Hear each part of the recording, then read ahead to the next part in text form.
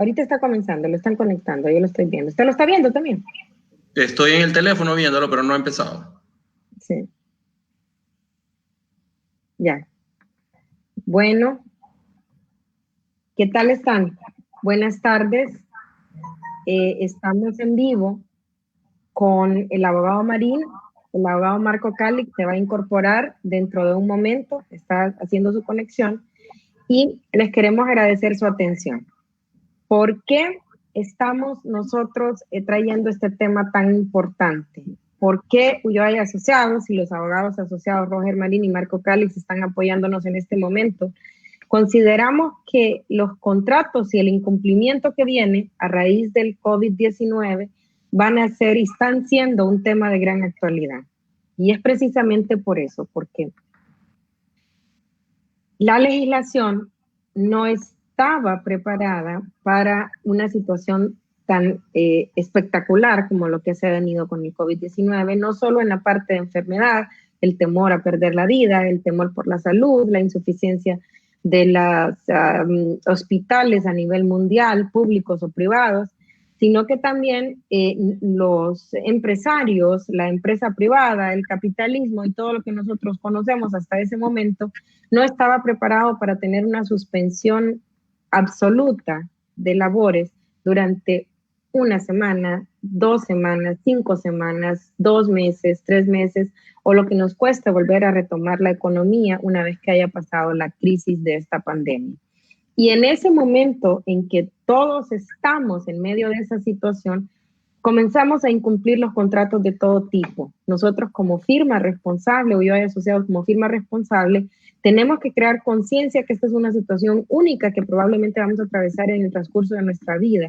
Y no solamente eso, sino que también vamos a recibir las versiones diferentes de una misma situación. Y la situación que vamos a recibir es un incumplimiento. Y es un incumplimiento probablemente total o parcial de todas las obligaciones.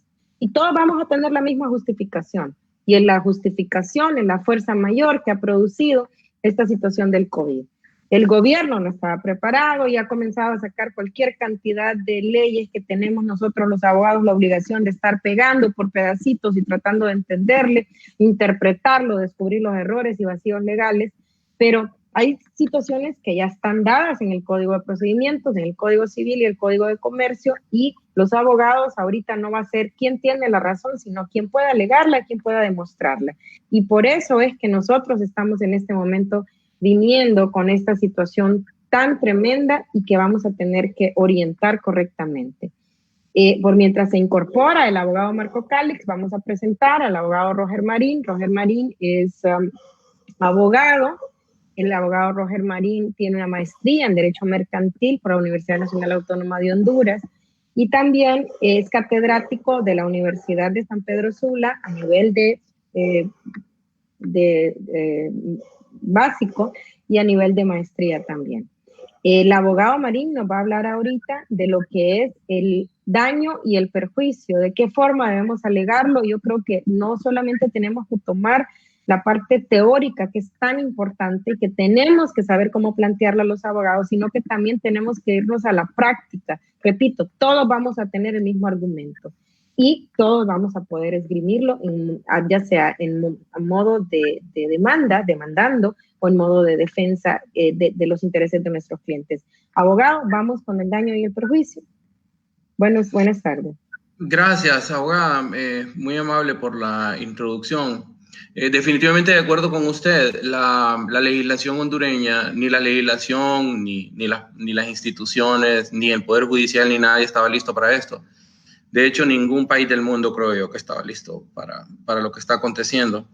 El tema que hemos escogido para esta ocasión son básicamente 2 temas. Uno de ellos es los daños y perjuicios, como bien decía la abogada, y el otro es ya los daños y perjuicios ya visualizados dentro de la materia contractual. Bien, antes de comenzar y para darle un poquito de oportunidad al abogado Calix, tenemos 2 expresiones de derecho que es necesario hablar de ellas porque las vamos a utilizar en toda esta videoconferencia. Las dos expresiones son caso fortuito y fuerza mayor. Como todos sabemos, son dos figuras que nos acompañan desde que nos sentamos en la universidad por primera vez. Desde ahí se viene repitiendo el daño fortuito y el caso fortuito y la fuerza mayor. Lo que ocurre con estos dos términos es que no hay un tan solo artículo que diga entiéndase por caso fortuito tal cosa, entiéndase por fuerza mayor tal otra. Eso no existe en la legislación. Lo que existe en la legislación es un artículo de un reglamento de una institución del Estado en la cual se hace una definición. Pero independientemente de eso, también los escritores, la doctrina define lo que es el daño, el caso fortuito y la fuerza mayor.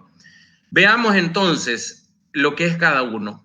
Y para efectos de esta exposición, de esta videoconferencia, lo vamos a utilizar indistintamente. Vamos a hablar de caso fortuito y fuerza mayor. Pero como somos académicos también, entonces vamos a hacer una breve definición inicialmente. Vean ustedes. Caso fortuito es un evento que proviene de los actos de Dios, acts of God en inglés. Es decir, aquellas circunstancias en las que no interviene el hombre. Por ejemplo, el hombre no interviene en huracanes, terremotos, tornados, tsunamis, etc. El hombre no interviene ahí. Y la fuerza mayor es todo aquel evento en el cual interviene el hombre, ¿verdad? Por ejemplo, guerras, huelgas, terrorismo, robos masivos, delincuencia descontrolada. Todas esas son circunstancias en las cuales sí interviene el hombre. Ahora, ¿cuáles son las características de ambos? ¿Cuáles son las características de los dos que comparten? Bueno, ambos tienen el mismo origen. Son circunstancias que no se pudieron prever o que previsibles no se pudieron evitar.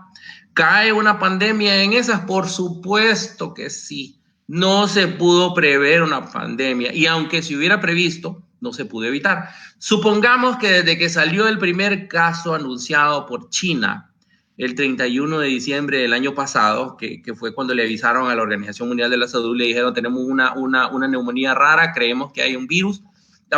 Supongamos que a partir de ese momento Honduras hubiera tomado acción, que hubiera sido exageradamente prematuro, pero digamos, aún así no se hubiera podido evitar. Aún así. Lo que les quiero decir, no estoy hablando de la pandemia, estoy hablando como abogado. Desde el punto de vista legal, no hay manera de detener una pandemia de esta magnitud. Y así es como lo debemos entender como abogado. Entonces ese es el primer requisito, ¿verdad? Ambas son que no se pudieron prever y previsibles no se pudieron evitar. Luego tenemos que ambas tienen el mismo efecto que nos ocupa para esta charla y para nuestra profesión. ¿Cuál es el mismo efecto? El incumplimiento del contrato que se hubiera firmado o pactado. Ese es exactamente el efecto.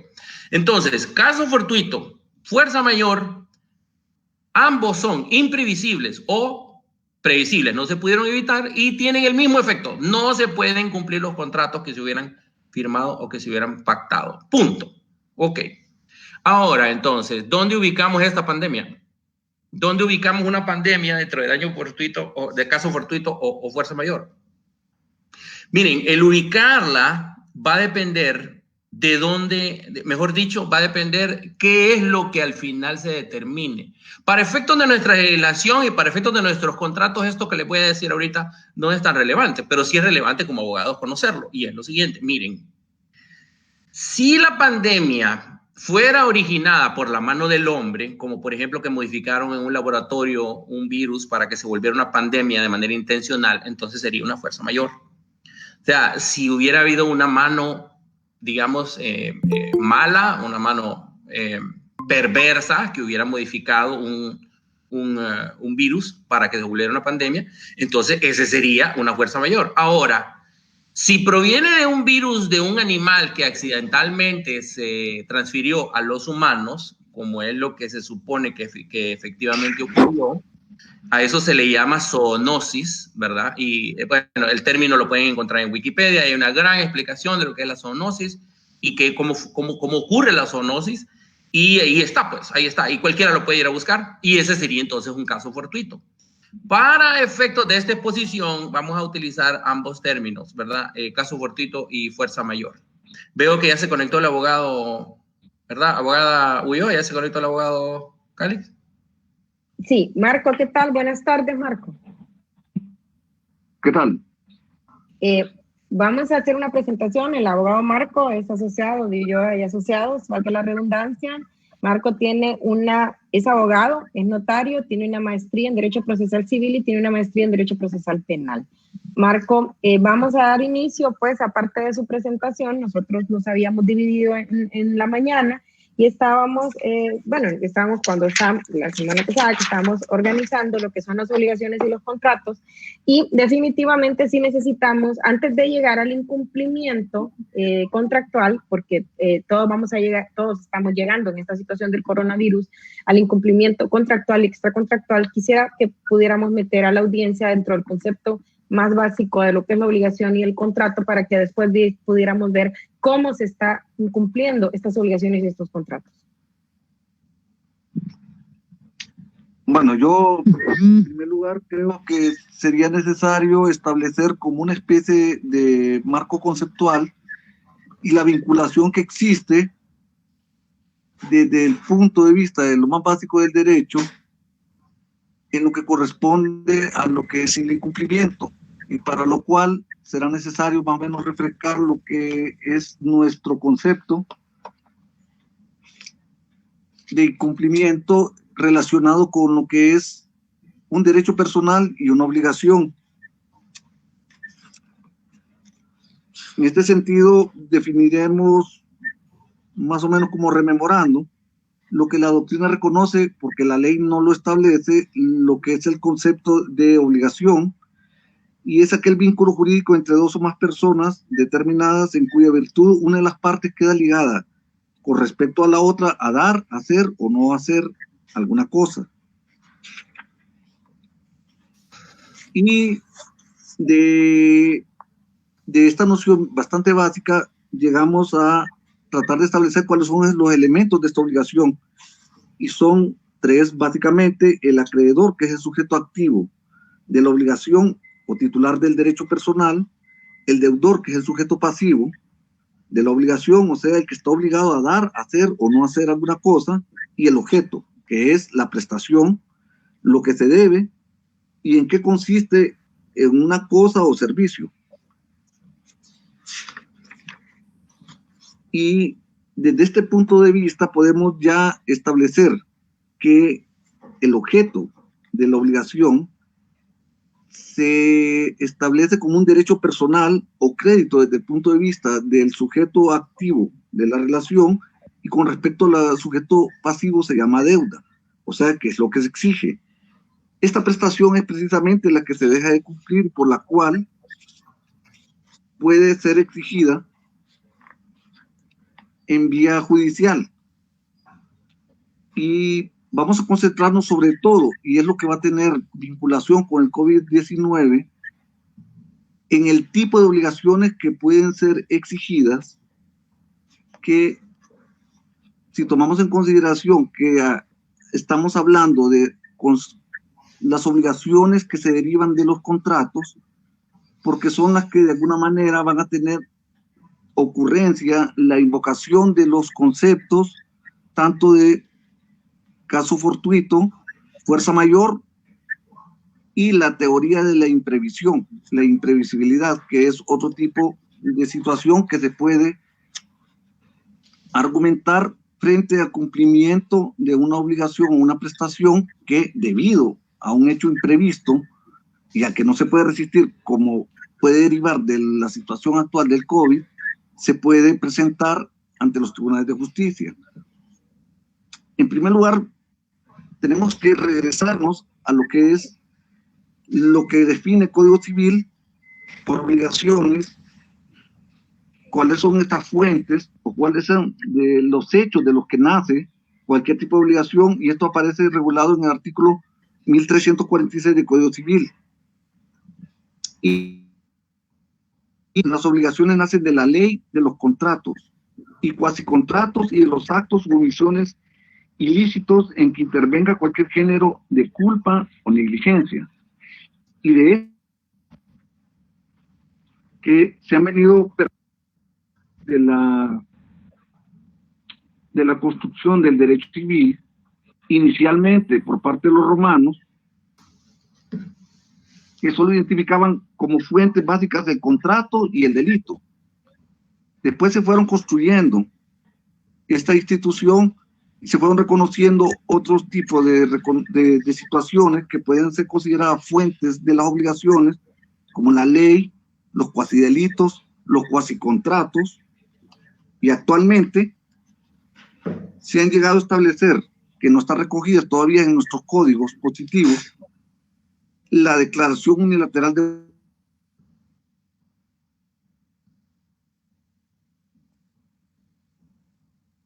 Hola. Esto se mató de la... Pero de todas estas fuentes, la que nos interesa a efectos de lo que estamos analizando es Marco, no las acciones escuchamos. que derivan. Marco. No se escuchan. No sé, se corta la llamada. Ahorita se escucha. Marco. Sí.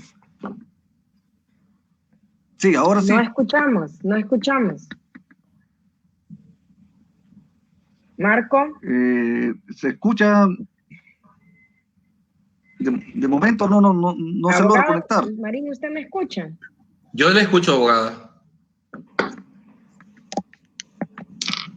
Yo le escucho a usted.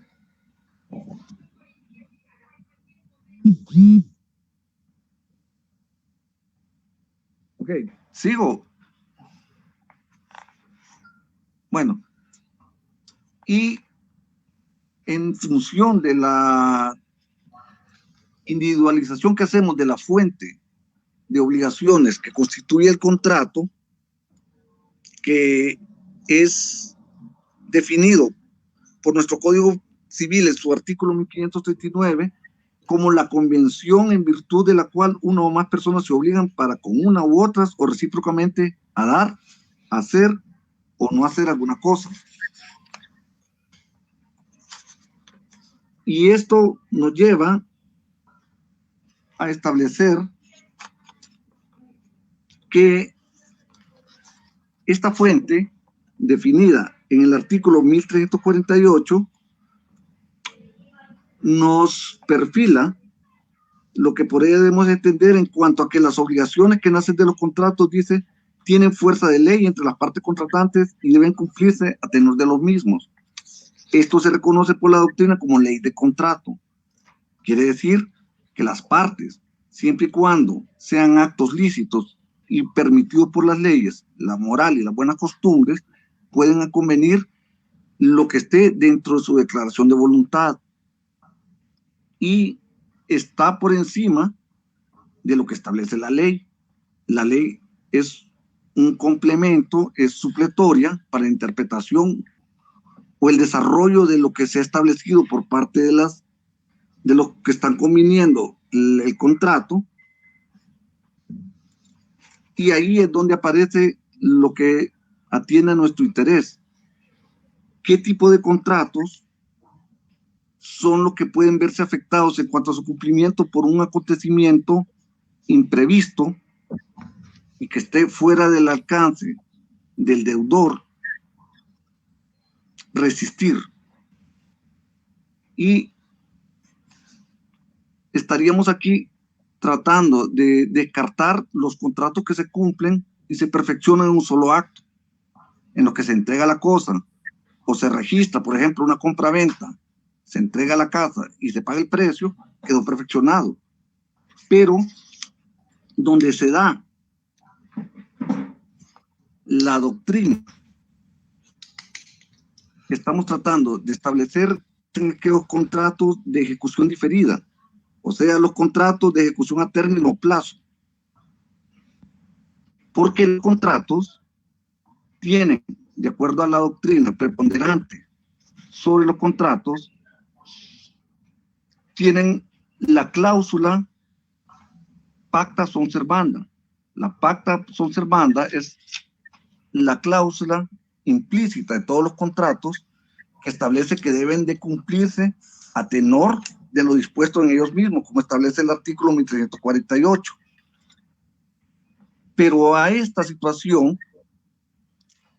se ha venido construyendo a lo largo de los siglos y con aceptación un poco reciente lo que se llama la cláusula del Rerus sic stantibus, y es aquella en la que se reconoce que, aunque los contratos se cumplan a tenor de lo que se estableció en ellos mismos, se van a cumplir siempre y cuando permanezcan las circunstancias bajo las cuales se pactaron. Si la situación se mantiene inalterable, si no hay un hecho imprevisible que impide ese cumplimiento, serán exigidas esas obligaciones, esas prestaciones. Y con respecto a esto, se ha venido elaborando también una doctrina que es la que se reconoce como doctrina o teoría de imprevisibilidad, de riesgo imprevisible, o también la de lesión sobreviniente, conforme a la cual en los contratos de ejecución continuada, periódica o diferida, o de vencimientos y cumplimientos sucesivos, podrá, si se presenta un caso imprevisto y al que no se puede resistir, argumentar con efecto liberatorio la parte una causa de exclusión de responsabilidad contractual y extracontractual que puede estar fundada tanto en el caso mayor, en el riesgo imprevisible, o en el caso fortuito. Las tres diferenciadas, en las primeras dos, caso fortuito y fuerza mayor, sí tienen un efecto liberatorio. Me eximen de la exigibilidad de cumplimiento de la prestación que tenía contractual o extracontractualmente. En el caso de la imprevisibilidad, esa sí está recogida en nuestro código de comercio. Las otras dos no aparecen, como decía el abogado Marín y la abogada María Elena, pero nosotros la recogemos bajo lo que se reconoce como una causa de resolución por excesiva onerosidad sobrevenida, que aparece en nuestro Código de Comercio en el artículo 757. Para establecer la cláusula Rerus sic stantibus, o sea, cuando aparece el hecho imprevisto y que no podemos cumplir a causa de ese hecho sobreviniente, deben darse como requisito, porque no puede ser utilizado como pretexto para incumplir obligaciones o prestaciones, que reconoce la doctrina que se trata de un contrato de tracto sucesivo o de ejecución continuada, periódica o diferida, que la ley reconoce como de tracto sucesivo. La segunda es que sobrevenga un acontecimiento extraordinario y excepcional, anormal. La tercera, que ese hecho o acontecimiento extraordinario sea imprevisible, o sea, que razonablemente no se haya tenido en cuenta al momento de contratar, porque escapa a las previsiones lógicas. Y finalmente, que este acontecimiento extraordinario o imprevisible vuelva a la obligación excesivamente onerosa. Esto quiere decir que, de acuerdo a nuestro Código de Comercio, que es donde sí se recoge esta cláusula o principio de Rerus sic stantibus, permite que, ante una situación que vuelve excesivamente oneroso el cumplimiento de la prestación y en la que el deudor no tiene una relación de causalidad, o sea, no lo ha causado, pero sí le impide, y le impide porque es insuperable el obstáculo que opone, sí se puede presentar como argumentación cuando esa obligación se vuelve excesivamente onerosa. Si se vuelve onerosa, si se vuelve imposible de cumplir, se le da la facultad a la persona, el deudor, para que pueda invocarlo en su favor para que con efecto liberatorio se le excluya de responsabilidad en el incumplimiento contractual y extracontractual. Marco, pero ¿y qué? ¿Cómo se va a efectuar esto? Marco, recuerde que el tema principal de esto es que el argumento de la onerosidad, de la imprevisibilidad, todo eso lo vamos a tener de las dos partes.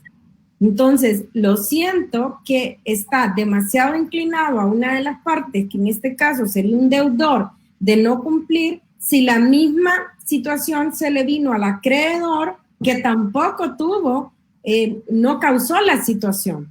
Entonces, aquí es donde nos ponemos nosotros, porque todo el mundo puede argumentar eso, lo pueden argumentar del otro lado para insistir en cobrar esa prestación periódica, porque ellos no tuvieron la culpa, porque ellos siguen prestando, un arrendamiento podría ser, siguen prestando el lugar para que lo utilicen, no es culpa del que no se use.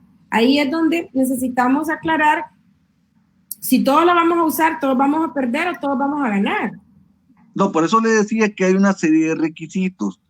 Hay que ver si eso realmente era imprevisible, si es insuperable. No todos estamos en la misma situación. No.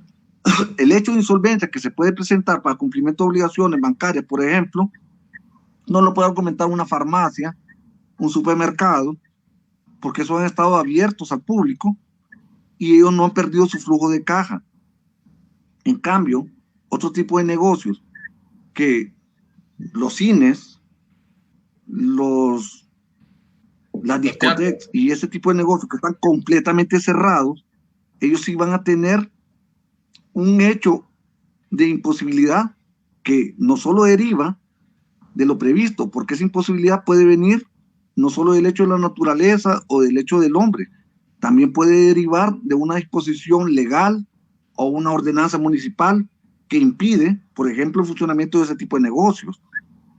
Y eso me va a exonerar a mí frente al incumplimiento, porque aquí yo lo estoy enfocando más que todo desde el punto de vista del deudor, porque básicamente quien va a incumplir en estos casos las obligaciones va a ser los deudores. Ahora, corresponde al sujeto activo de la obligación demostrar que no se cumplen todos los requisitos que yo había mencionado de imprevisibilidad y que yo pueda imputarle al deudor que pueda superar, pero estamos hablando acá de que me va no a resolver el contrato, sino que frente a la obligación de pago a la que se ve imposibilitado de cumplir por debido al acontecimiento extraordinario y imprevisible que es el COVID-19, los reglamentos municipales, los PCMs o cualquier otro tipo de situación que le impiden operar,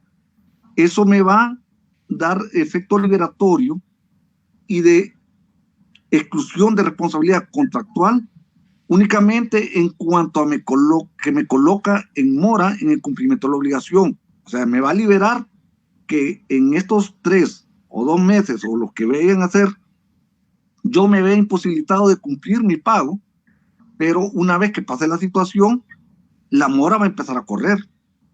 O sea, el efecto liberatorio va a ser limitado. Pero igual yo tengo que demostrar, en el caso de sujeto pasivo, que no se daban las condiciones para invocar la cláusula contractual que está implícita, que es rerum sic stantibus. Por eso lo enfoco más desde el lado del deudor, porque va a ser el incumplimiento que se va a dar en mayor grado a consecuencia de los acontecimientos imprevistos que estamos en este momento transitando. Me permite, abogada, hay un punto también, hay algunos, yo comparto absolutamente todo lo que dice el abogado Calix, ¿verdad? Desde su punto de vista, desde el inicio de las obligaciones, lo cual me parece oportuno. Ahora, en cuanto a quién es el que va a alegar qué, sí, puede ser que el acreedor también alegue que ese deudor no tiene por qué haberle incumplido por la pandemia, ¿verdad? Pero voy a esperar a que me toque a mí intervenir para explicar ese punto.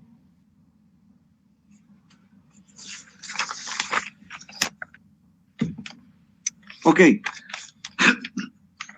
La doctrina dice que para que se aplique la exclusión de responsabilidad contractual o extracontractual que pueda invocarse, dice, se requiere que el suceso sea imprevisible, insuperable o irresistible, y que por lo tanto no se deba a la voluntad del obligado y que haga imposible el cumplimiento de la obligación, y hay una relación entre el evento y el resultado.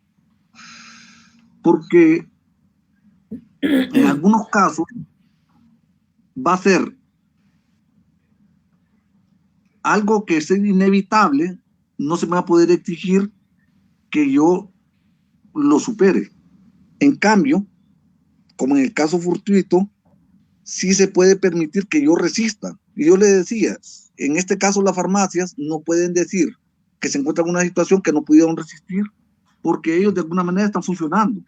De acuerdo. Eso no lo puede exigir a usted, a un propietario de un cine, a una cadena de cines, porque por mucho que quiera, hay una disposición legal que le impide la circulación de la gente y la presencia de espectáculos masivos, no le va a permitir operar, y por lo tanto él va a poder, a mi criterio, invocar válidamente con efecto liberatorio de responsabilidad o exclusión de responsabilidad contractual el acontecimiento que estamos actualmente cursando. En los contratos, por ejemplo, hemos recibido bastante la queja contra las navieras. ¿Por qué? Porque son despachos que se hicieron antes de que entrara, no el estado de emergencia, porque ustedes saben que el estado de emergencia sanitaria comenzó en febrero, pero probablemente después del estado de emergencia sanitaria y antes del toque de queda, entonces son mercadería que han arribado a su destino en estos días en donde probablemente el cliente no está vendiendo, el sujeto pasivo, como usted dice, o el deudor, no está vendiendo, no tiene el flujo, probablemente no le ha pagado a sus empleados, y adicionalmente las navieras dicen, si no me das, no te libero.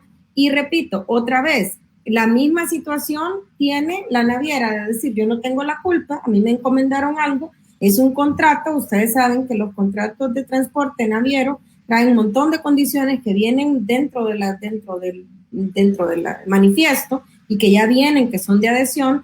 Y adicionalmente, el empresario, que estamos hablando de prácticamente todos los empresarios importadores del país, no tienen el flujo para poder liberarlo. Ahí todo el mundo es inocente, pero no se puede pagar el servicio. ¿Quién no considera hasta cierto punto ilógico o injusto que el que recibe la mercadería, el que recibe las embarcaciones, el que recibe... no lo pague y cargue a las navieras, pero considero injusto que las navieras también estén presionando por el pago de alguien que no produce dinero? Ese es un ejemplo que nos llega todos los días también, como una situación que se está dando bastante. Pero ahí le voy a comentar una cosa. Si la naviera pudiera estar invocando a su favor el derecho de retención, porque también está diciendo que ellos no permiten que la mercadería sea entregada al propietario, al que contrató sus servicios, habría lo que se llama un abuso del derecho. Inclusive en el nuevo Código Penal que va a entrar en vigencia ahorita en mayo, está penando, o está volviendo típico una circunstancia que se presenta a diario aquí, que es el abuso del derecho que se hace ejecutándolo de propia mano. O sea, el ejercicio abusivo de mi derecho, ejecutándolo sin los canales correspondientes. Porque el que yo tenga un derecho de retención no me faculta para que yo me apropie de la mercadería que ha sido confiada por virtud de un servicio de intermediación frente al Estado para que transite esa mercadería e ingrese al país.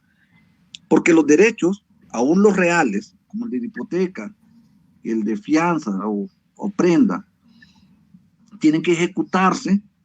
Aunque yo los tenga y sean derechos privilegiados, tengo que ejecutarlos con una acción. De hecho, la ley de garantía mobiliaria menciona que el derecho de retención puede perfectamente perfeccionarse como un derecho de garantía mobiliaria en el artículo 40, porque no se ejercita de mero derecho, se tiene que encauzar a través de los tribunales. Y el que yo retenga una mercadería, estoy cometiendo un abuso que puede caer en los campos de la apropiación indebida, con reproche penal. ¿Por qué? Porque en el derecho de retención debo haber tenido yo la disposición de la materia y tengo que tener una vinculación y un derecho de poderlo retener. Pero no es que lo voy a tener sobre como la fianza flotante, sobre toda la mercadería que vaya en este momento transitando bajo mi sede, y no se puede ejercitar de esa manera. Lo que sí tiene claro es un derecho a cobrar la deuda por los servicios prestados, pero el derecho a retener mercadería es un abuso. De parte de las navieras y de las empresas transportadoras. Claro, ellos tendrían que ejercitar una acción conducente a hacer efectivo el derecho que la ley le reclama. Yo tengo una hipoteca, no que voy a sacar a la gente de la casa, tengo que ejercitar una acción en los tribunales. Lo mismo con una prenda sin desplazamiento, yo tengo la prenda, tengo una posesión material y ejercito una acción, aunque sea la que está permitida en sede notarial, pero tengo que ejercer algo. No puedo, por invocación, por mi propia voluntad, hacer efectivo la retención si es que tengo ese derecho, y eso es duda porque no tengo derecho de retención sobre esas específicas mercaderías. Entonces aquí se han presentado una serie de situaciones en las que, en lo que usted está hablando, el cliente tiene a su favor invocar que yo no puedo porque me encontró una situación de imprevisibilidad. Así que esto es un tema que nosotros solo estamos tratando de denunciar para que despierte el interés, porque la realidad es que la causística nos va a ir dando en cada una de las situaciones que se vayan enfrentando cada una de las personas que tienen obligaciones incumplidas, los fundamentos por los cuales vamos a invocar la imprevisibilidad y, más que todo, el caso fortuito de la fuerza mayor, porque nos encontramos con un fenómeno. Estas no son causas que estén permitidas o tipificadas en la ley. No hay un artículo que diga en caso de fuerza mayor se podrá liberar de obligación contractual. No dice.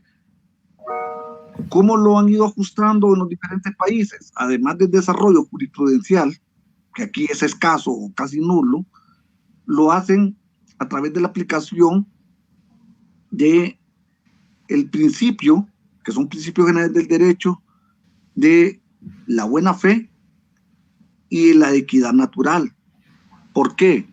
Porque los tribunales, al momento de fallar, no pueden invocar que, como no está regulado, entonces yo no puedo, no hay ley que regule eso, entonces no puedo invocarla, porque la LOAT, todavía vigente, dice que los juzgados y tribunales, reclamada su intervención en forma legal y en asuntos de competencia, no podrán excusarse de ejercer su autoridad, ni aún por falta de ley que resuelva la controversia sometida a su decisión.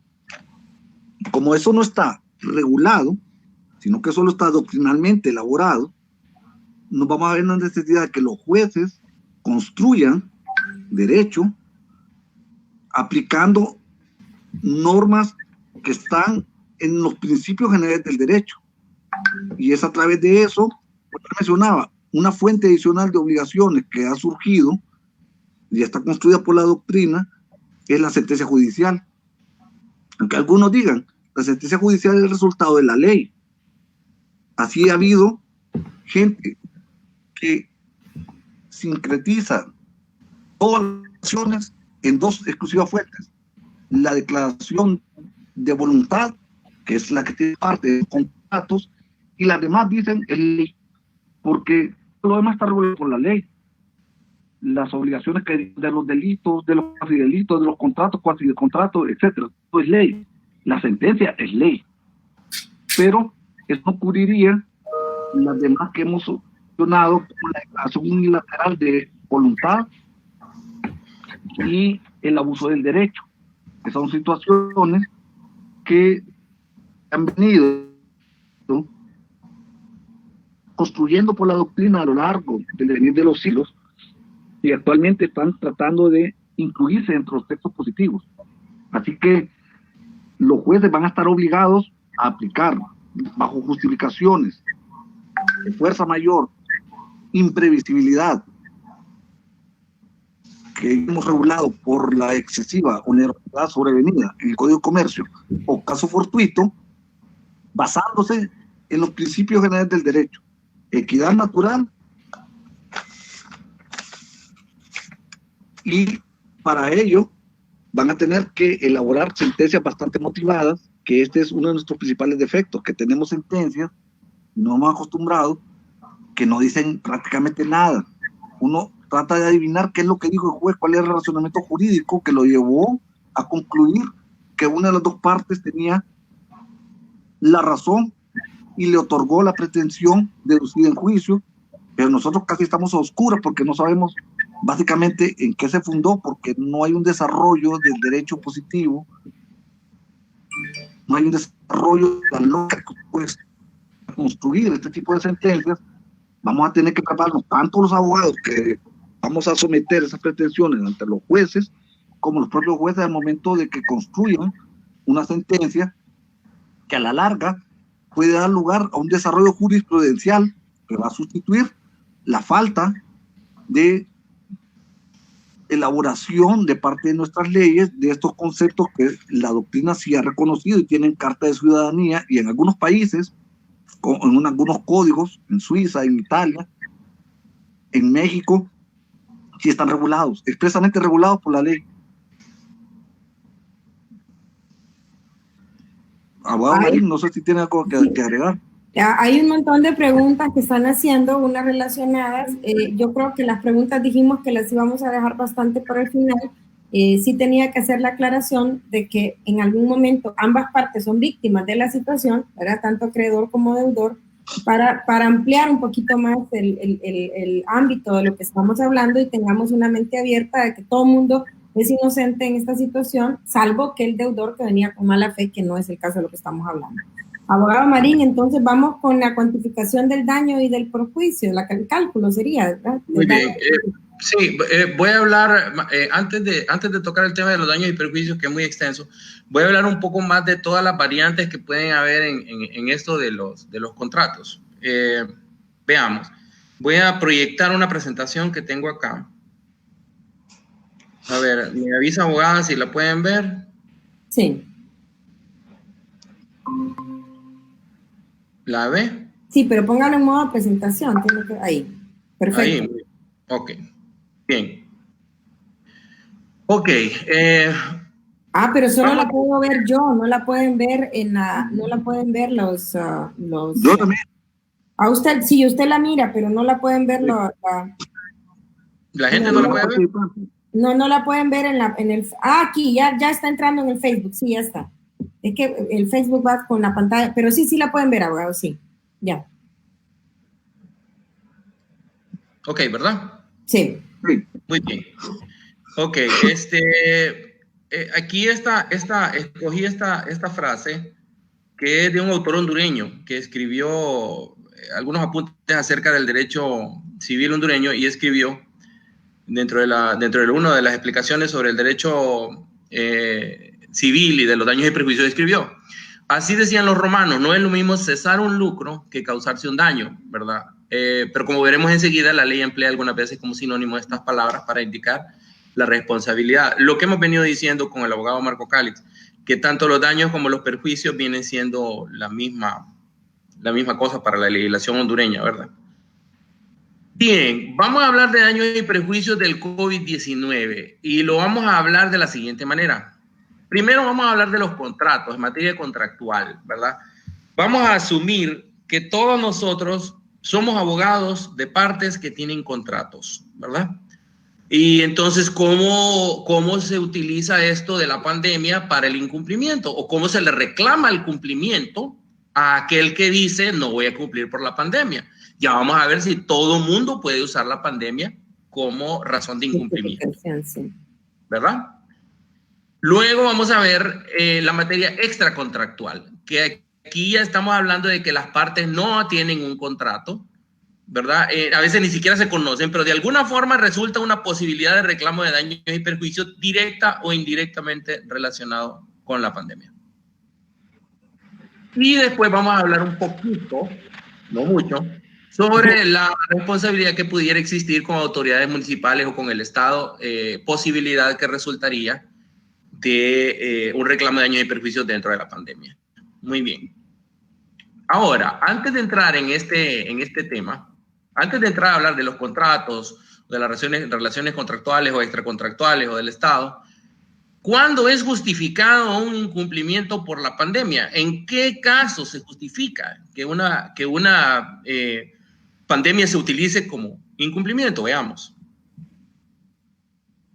Este es un análisis que se debe hacer para saber si su cliente puede o tiene cómo agarrarse de la pandemia. Todas las respuestas a las preguntas que vienen deben ser sí. Si todas las respuestas son sí, entonces su cliente va a tener una sólida defensa de incumplimiento por la pandemia, pero todas deben de decir sí, no algunas, todas. Y también por el lado del acreedor puede analizar si a su deudor le cumplen todas estas características que vamos a ver. La primera, se produjo un evento que constituye fuerza mayor o caso fortuito. Definitivamente sí hay una pandemia. Y como vimos al inicio, antes de que empezara el abogado Calix con su brillante exposición, vimos que sí se produce un caso fortuito o fuerza mayor, ¿verdad? Y en este caso es la pandemia del COVID-19. Ok. El evento que ocurrió condujo a la falta de cumplimiento, estaba fuera del control de la parte. En otras palabras, ¿estaba fuera de control de los deudores o de los acreedores la pandemia? Yo diría que sí, ¿verdad? Ninguno está dentro del marco de que pudo haberlo evitado. Ni siquiera los hospitales, ni siquiera los productores de máscaras, ni de ventiladores, ni de nada. Nadie podía, o sea, estaba fuera del control de todo el mundo. Tercera, el evento fue específicamente no previsible. Totalmente no previsible, era imposible preverlo, como bien dijo el abogado Marco Calix al inicio, no había forma de preverlo. Siguiente, el evento no podía evitarse con el ejercicio del debido cuidado, ya aquí ya no está tan claro. Ya aquí ya depende de cada caso y del análisis de cada situación. Pongámonos a pensar, el evento, ¿verdad?, podía haberse evitado con el ejercicio del debido cuidado. El evento no, la pandemia no, pero hay ciertas circunstancias, ciertos cuidados que se pueden tener en algunas obligaciones que hubieran hecho que sí se pudiera responder con la obligación aún con la pandemia. Pero la más importante de todas es la que viene. El evento fue la única causa de la falta de cumplimiento. En otras palabras, ¿no había forma de cumplir por la pandemia o hay otras cosas, otras circunstancias, otros detalles por los cuales no se cumplió? Entonces, si todas las respuestas a estas preguntas son sí, con tranquilidad yo le diría, su cliente puede alegar que efectivamente hay un incumplimiento basado en la pandemia, pero solamente si dicen sí. Veamos ahora esto. Existen tres formas de incumplir un contrato, ¿verdad? Y hablando de la pandemia, las vamos a ver las tres maneras. La primera es un incumplimiento justificado. ¿Cuál es? Bueno, la parte que incumple, ¿verdad?, se ve imposibilitada como única y exclusiva razón con ocasión de la pandemia. Entonces podrá usarla como justificación.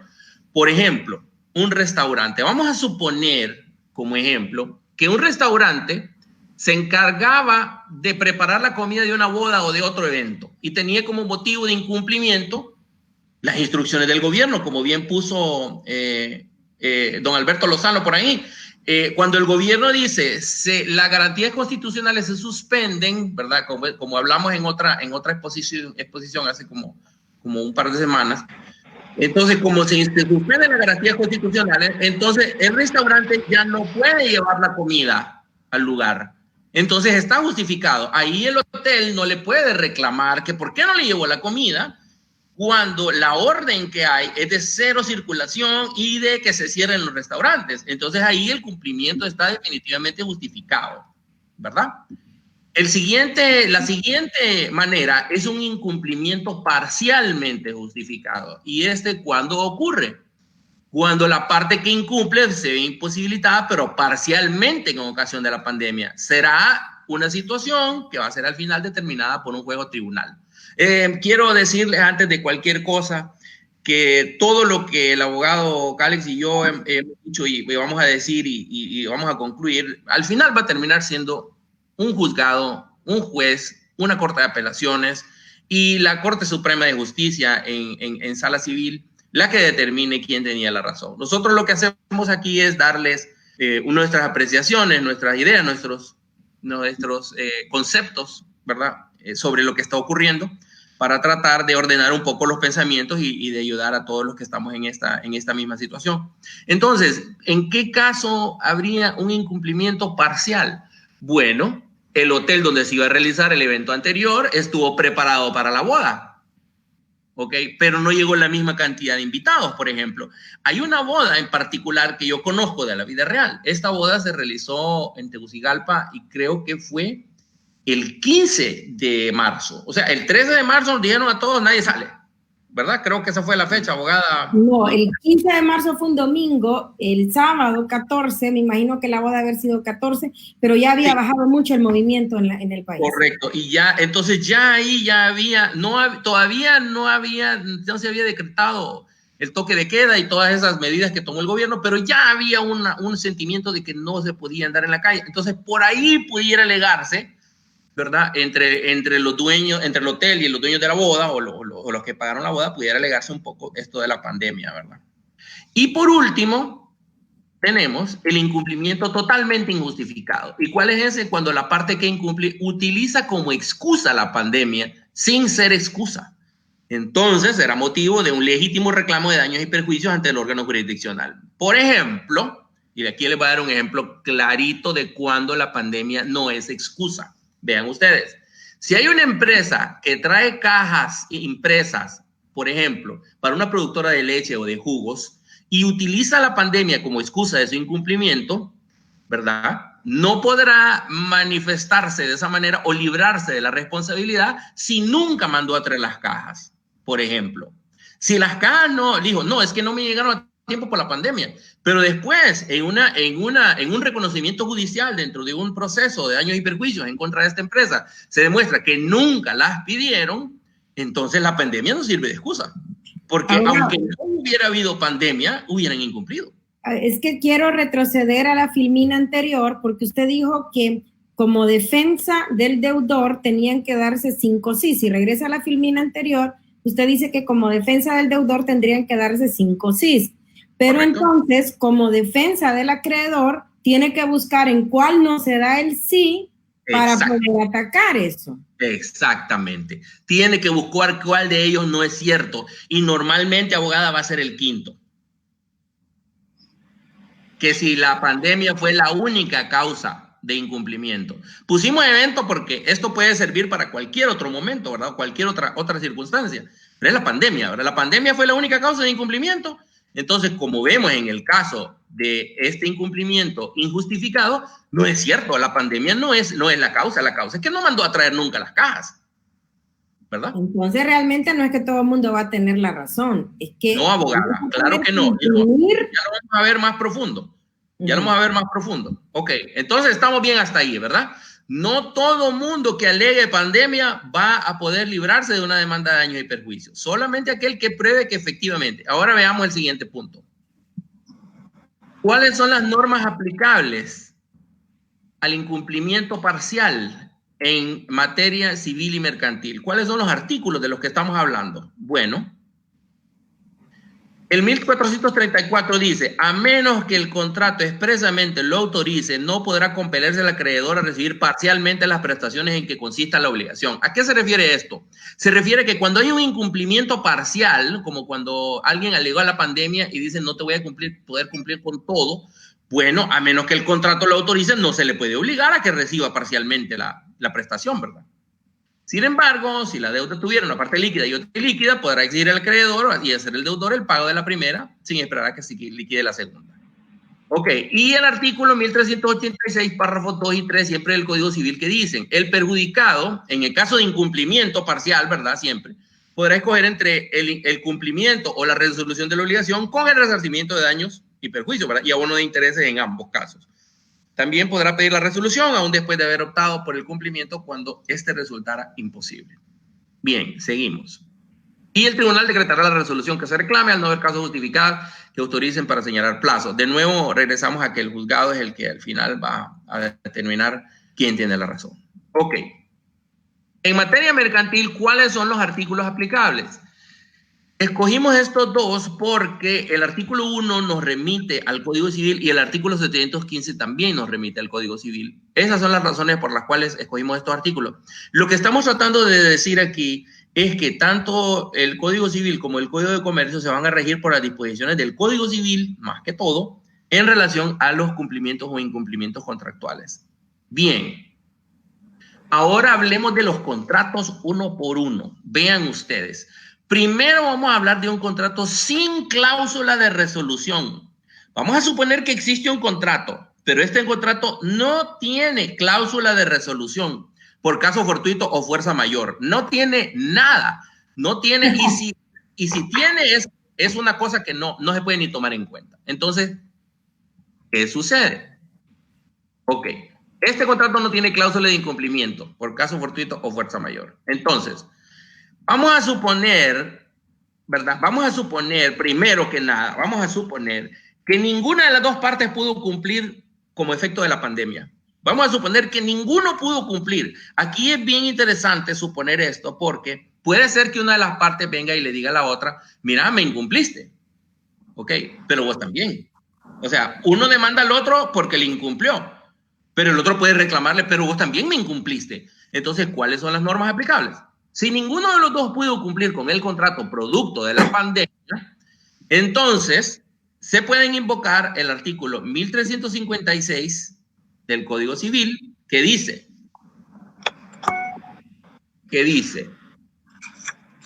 en las obligaciones recíprocas, ninguno de los obligados está en mora dejando de cumplir lo pactado mientras el otro no lo cumple por su parte o no se hayan a cumplir en la forma y tiempo debidos. ¿Qué significa? Significa que si uno incumple y el otro también, se puede invocar este artículo. También el primer párrafo de 1386, que dice la facultad de resolver las obligaciones se entiende implícita en la recíproca para el caso de que uno de los obligados no cumpliera lo que le incumbe. Entonces ahí se podrían alegar esas dos situaciones, ¿verdad?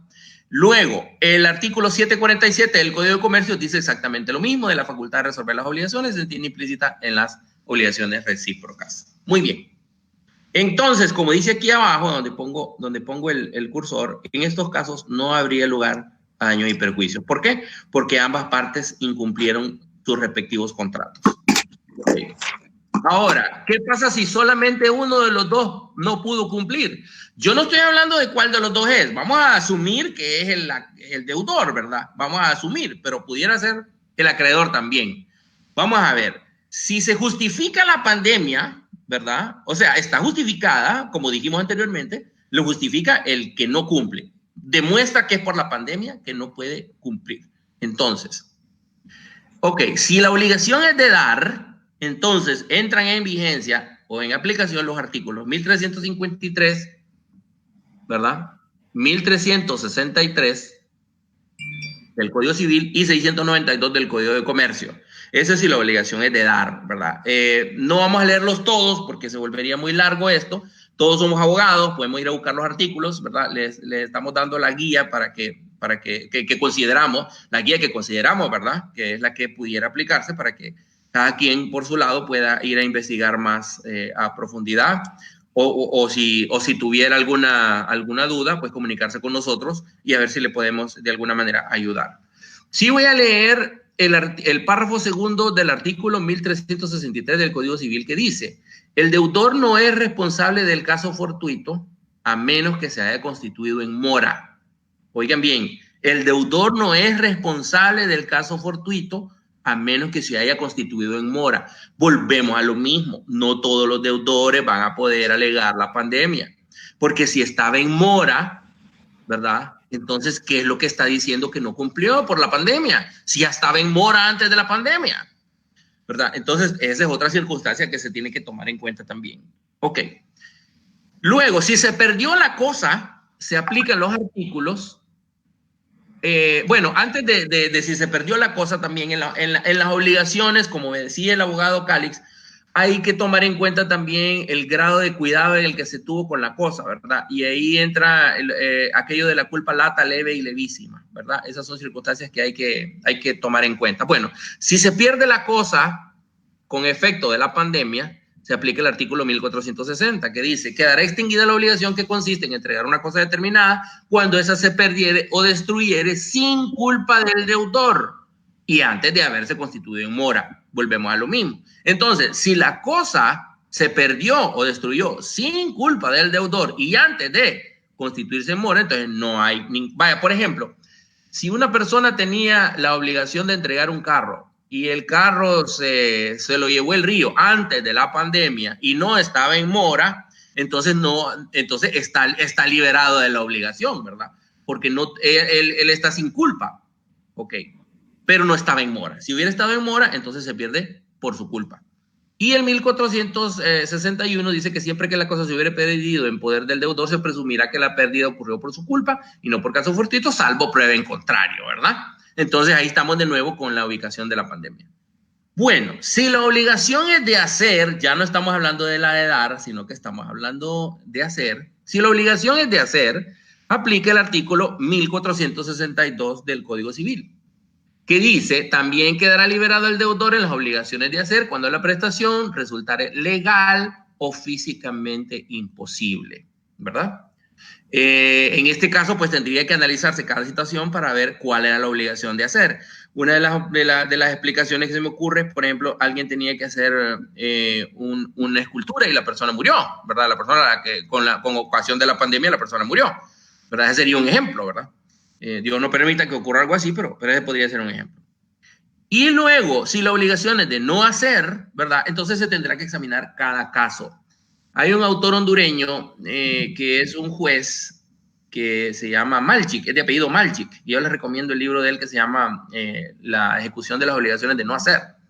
Que él dice en su libro: para proceder a la cuantificación, ¿verdad?, de daños y perjuicios de una obligación de no hacer, se deberá presentar por el ejecutante una solicitud escrita detallando los distintos conceptos e importes que se reclamen por daños y perjuicios, adjuntando las respectivas justificaciones o informes.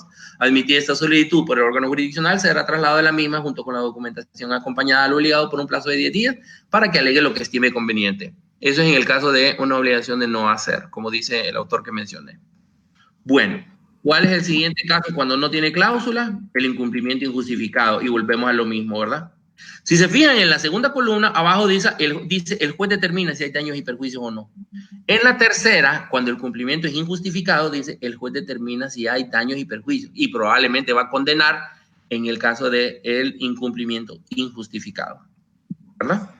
Entonces, en el primer caso no habría daños y perjuicios y en los siguientes dos el juez determinará su existencia. Bien, ahora hablemos de un contrato con cláusula de resolución de caso fortuito o fuerza mayor, porque aquí es donde nosotros tenemos que tener cuidado y por eso somos abogados y por eso siempre decimos los juicios se ganan o se pierden en los detalles. Entonces, aquí vamos a suponer que existe un contrato y que el contrato tiene una cláusula de resolución. Vamos a suponer que la cláusula dice lo siguiente, este es el ejemplo. Las partes acuerdan que cualquier fuerza mayor o caso fortuito que vuelva imposible el cumplimiento de las obligaciones contraídas en este contrato dará lugar a que se resuelva el contrato de pleno derecho. Vean ustedes que esta cláusula es abierta. Esta no es una cláusula cerrada, ni que da ejemplo. Es una cláusula completamente abierta. Cualquier fuerza mayor o caso fortuito. Si ustedes, queridos colegas que están escuchando, si ustedes tienen un contrato con esta cláusula, no saben la suerte que tienen, porque la persona que lo redactó nunca se imaginó que iba a haber una pandemia, pero lo dejó tan abierto que la cubre. Entonces, esta es una buena cláusula para este caso en particular, ¿verdad? Para lo que estamos pasando. Entonces, ¿cómo se valora esta cláusula? Vamos a ver. ¿La cláusula existe? Sí, el contrato tiene una cláusula de resolución. Entonces, estamos ante la cláusula. Muy bien. La cláusula general, sí, el texto de la cláusula hace alusión al caso fortuito y a la fuerza mayor. Y la cláusula no establece ejemplos. El texto no incluye términos como terremoto, huracán, incendio y mucho menos pandemias. Entonces, al no incluir la pandemia como una cláusula, como al no incluir ninguna, entonces tampoco la pandemia. Pues. Entonces, está incluido todo. Terremoto, huracán, huelga, robo, lo que sea, incluyendo pandemias. Entonces, en este caso, sí se justifica. En este caso, a nuestro criterio, sí habría justificación para la defensa de daño y perjuicio, siempre y cuando se cumpla con el análisis anterior, ¿verdad? Me refiero a que las 5 preguntas, ¿verdad? Siempre se cumpla con las 5 preguntas que habíamos visto inicialmente, entonces ahí sí, ya tenemos una justificación para irse a la defensa de un juicio. Muy bien. Sigamos. Ahora vamos a hablar de un contrato que tiene una cláusula de resolución por caso fortuito o fuerza mayor muy específica. Y aquí nos metemos a problemas, aunque ustedes no lo crean, nos metemos a problemas aquí. Y ya les voy a explicar por qué. Vean ustedes. Supongamos que esta es la cláusula. Y dice, las partes acuerdan que por fuerza mayor o caso fortuito se entienden terremotos, huelgas, incendios o huracanes. Si estos vuelven imposible el cumplimiento de las obligaciones contraídas en este contrato, dará lugar a que se resuelva el contrato de pleno derecho. ¿Y la pandemia? ¿Dónde quedó la pandemia? O sea, pareciera que estaba buenísima esta cláusula. Y hace 6 meses, cualquier abogado hubiera dicho, no, ahí cubre todo. No se preocupe que ahí cubre todo, señor don cliente. Así hubiera dicho un abogado. Pero en realidad dejó las pandemias por fuera. Entonces, ¿cuál es el análisis de esa cláusula? Vean, el contrato sí tiene cláusula y es específica. Entonces, ¿existe la cláusula? Sí, tiene una cláusula de resolución. ¿Es específica? Es súper específica, hasta hace alusión a terremotos, huelgas, incendios, huracanes. Y la cláusula, lo que sucede es que no establece las pandemias. Entonces, al no incluir las pandemias, las excluye. Y como me enseñó... En defensa de todos los abogados que hacemos contratos, pandemia es una palabra que no se utilizaba antes del 31 de diciembre del 2019. Nadie tenía pandemias en los contratos. De acuerdo, abogada. De acuerdo completamente. En defensa de todos y me incluyo. De acuerdo. Ahora, pues ahí va a ser el primer término que vamos a poner. No, ahora sí se va a incluir. Ahora todo el mundo lo va a incluir. Ahora las cosas van a cambiar mucho. Y si no, vea cómo estamos con estas más de 100 personas conectadas a esta videoconferencia. Bien, entonces el texto que no incluye las pandemias las excluye, ¿verdad? O sea que por haber sido específica era peor, más bien, salió peor porque no incluyó las pandemias. Y eso en latín se conoce así, inclusius unius, exclusius alterius. Incluidos unos, se excluyen los demás. Eso me lo enseñó un abogado que es juez hace mucho tiempo. Muy bien, entonces en este caso... habría justificación de daños y perjuicios siempre y cuando se cumpla con el análisis anterior, ¿verdad? Bien, ahora vamos a hablar de cuál es la cláusula perfecta. Le pusimos perfecta que conste en el único sentido, ¿verdad? Y le pusimos así entre comillas, porque es para este caso, ¿verdad? Bien bonito para ahorita que ya estamos en la pandemia, ¿verdad? Venir a ponerlo, pero más o menos debiera decir así. Las partes acuerdan que por fuerza mayor o caso fortuito se entienden terremotos, huelgas, incendios, huracanes y pandemias por enfermedades contagiosas. Si esto vuelve imposible el cumplimiento de las obligaciones contraídas en este contrato, da lugar a que se resuelva el contrato de pleno derecho. Evidentemente, esta sería la cláusula perfecta para este caso. Pero vean ustedes, ¿verdad? Aquí el problema es que en Honduras nunca... Ahora les voy a hacer una pregunta a todos, que no voy a poder escuchar la respuesta, pero todos se pueden... poner a pensar, ¿verdad? Nosotros nunca hemos tenido, y se lo digo así, nosotros nunca hemos tenido un tornado, como ocurrió ayer en Tennessee, ¿verdad? Creo que no, en Mississippi y Luisiana hubo un tornado.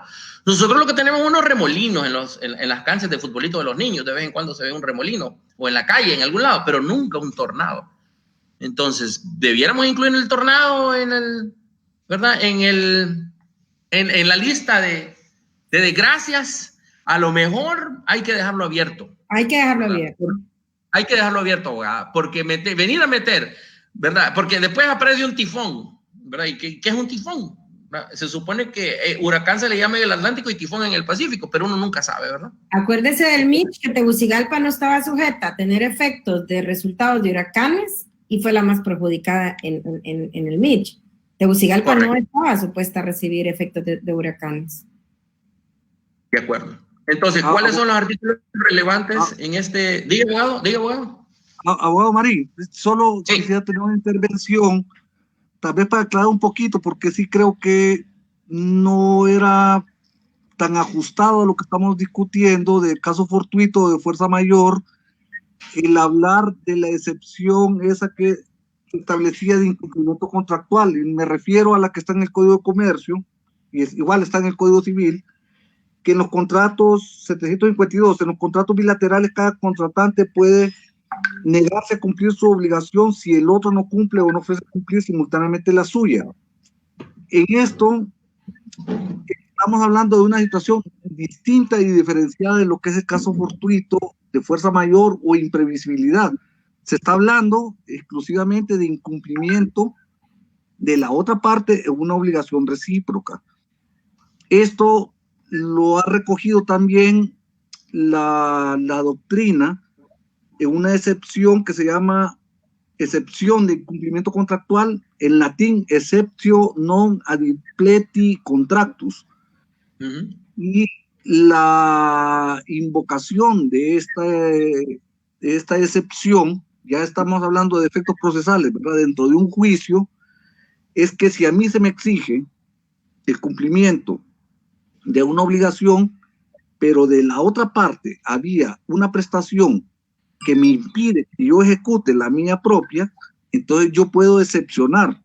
Y le voy a poner un ejemplo. A mí me tocó un caso de una casa que estaban construyendo en Roatán, en la que se habían dado especificaciones y se había dado una prima, y el resto de lo que se iba a pagar, las 2/3 partes que estaban adeudándose, iban a ser exigibles una vez que se entregara la obra completamente construida y a satisfacción del comprador.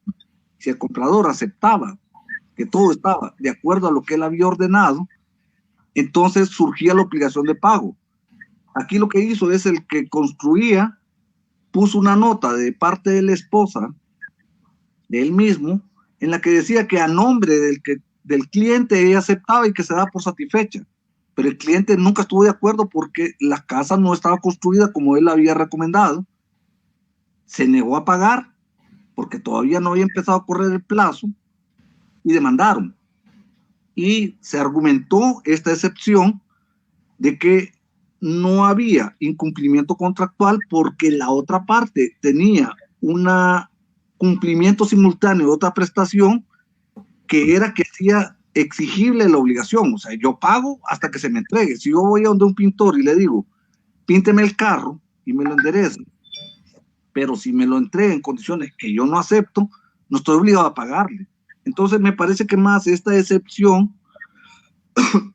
tiene más que ver con asuntos de cumplimiento entre las partes, con los contratos bilaterales, y no con los casos de imprevisibilidad o de fuerza mayor o caso fortuito o fuerza mayor. Solamente para aclarar, ¿verdad? Porque tal vez podíamos crear alguna confusión.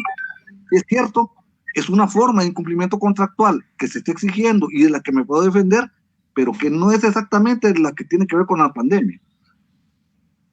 Ok. Muy bien. Hay un tema también que nos está pidiendo una de las personas que está viendo, y es que hagamos la diferenciación, que no es lo mismo el daño y el perjuicio. En realidad, nosotros estábamos dispuestos a explicar cada una de las acepciones de eso también durante la presentación, ¿verdad? Sí, eso está en el artículo 1365 del Código Civil, si me permiten, voy a ponerlo en pantalla, porque esta es una apreciación correcta la que están haciendo. También están preguntando si una orden de compra es un contrato. Depende. Si la orden de compra se envió y el producto se comenzó a entregar, y esa es la forma en la que siempre trabajan, por supuesto, es un contrato mercantil perfecto. La ley dice que siempre que se den los elementos esenciales, se va a entender que hay un contrato. Si hay consentimiento, objeto y causa de contrato, y ahí aparentemente los hay, ¿verdad? Si se ejecutó, entonces estamos ante un contrato.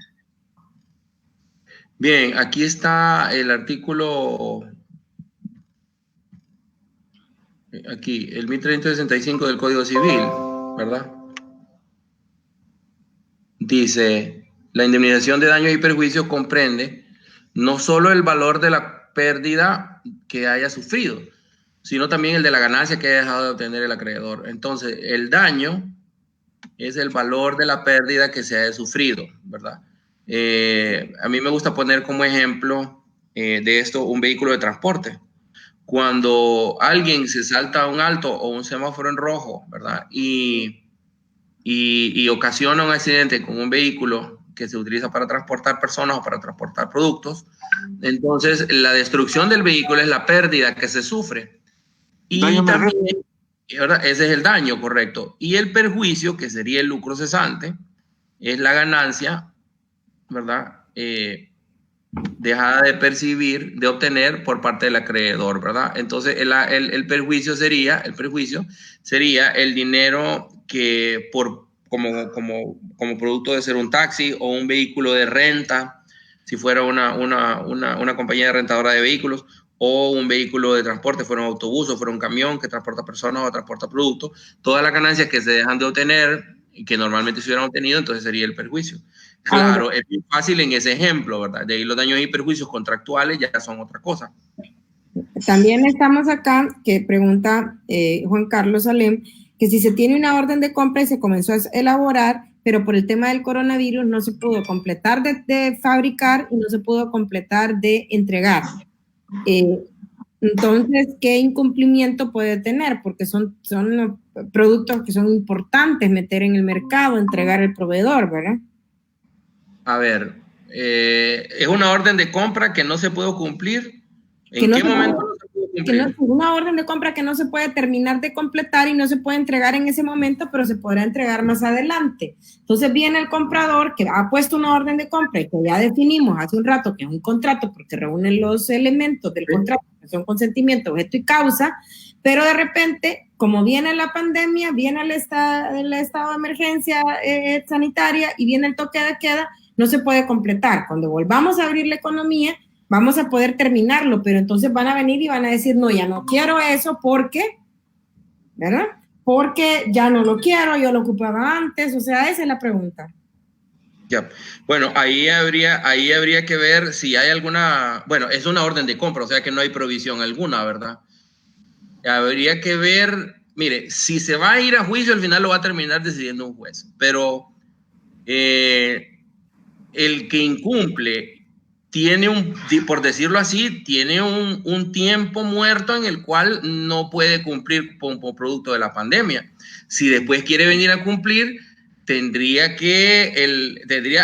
al que ya no quiere el producto, tendría que justificar por qué ya no lo quiere. Y tendría que haber algún sentido en por qué ya no lo quiere. Me explico. Por ejemplo, si fueran, si hay un restaurante, entonces tal vez ya no los quiere porque ya no quiere tener restaurante. Pero en ese caso, la orden de compra seguiría siendo válida porque hay una obligación de entrega. Exacto, una orden válida y ese producto es hecho específicamente para usted. No es un producto que si no me lo compra usted, me lo compra fulano. Es un producto que ya se invirtió en materia prima y que está hecho a la medida de sus necesidades, pero como viene toda esta suspensión, entonces no puedo entregar el producto, pero cuando se abre la suspensión, tengo un plazo corto para venir y ofrecer el producto y ahí él va a entrar en mora de querer recibir la otra parte porque tendrá que buscar las justificaciones para no recibir. Sí, ahí más bien lo que podría ser el que no, al que no le quieren recibir es consignarlo. Sí, es consignarlo. Consignarlo para salvar su pedido, pues debe ser un pedido grande, claro, ¿verdad? Sí. Ya habíamos preparando su demanda, abogada. Habíamos dicho que tenía un efecto liberatorio el caso fortuito y la fuerza mayor, y por lo tanto se puede invocar, y mientras yo tenga la invocación a mi favor, estaría retardando lo que es la mora. Yo no entro en mora mientras esté cubierto por la justificación que me da la causa de fuerza mayor o caso fortuito. Ahora bien, así hay un montón de plazos legales, o sea, como aparte de eso, repito, tenemos que tener una maestría en plazos legales porque cada dependencia ha sacado su propia provisión de plazos y un montón de cosas, ¿verdad? Hay entidades como la SAR que permiten las notificaciones de algunas cosas por medios electrónicos, entonces ahí sí entraríamos en mora de entregar si una vez terminado todos los plazos, nosotros no nos constituimos en la capacidad de poder entregar en un plazo de tiempo corto, tal vez en el plazo de tiempo en que normalmente hubiéramos entregado si no hubiera habido pandemia de por medio. Que de nuestro plazo de entrega, porque es un contrato normal de suministro que siempre meten órdenes de compra y siempre están comprando, si nos tardábamos 7 días y eso ocurrió antes del día 7º, pues solo tenemos un día para entregar, ¿verdad? Para completar con el plazo que nosotros normalmente hemos venido cumpliendo. Porque no está todo escrito en una orden de compra, ¿verdad? Así es. Bien, voy a continuar. Luego contestamos todas las preguntas, ¿verdad? Para las personas que han hecho preguntas. Ok.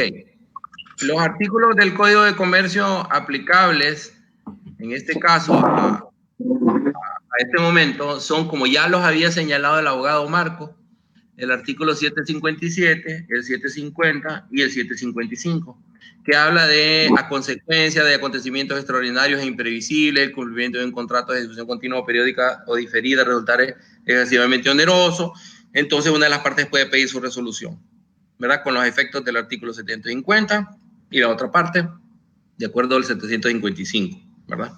Eso ya lo habíamos explicado. Bien. ¿Qué deben hacer entonces los abogados en este momento?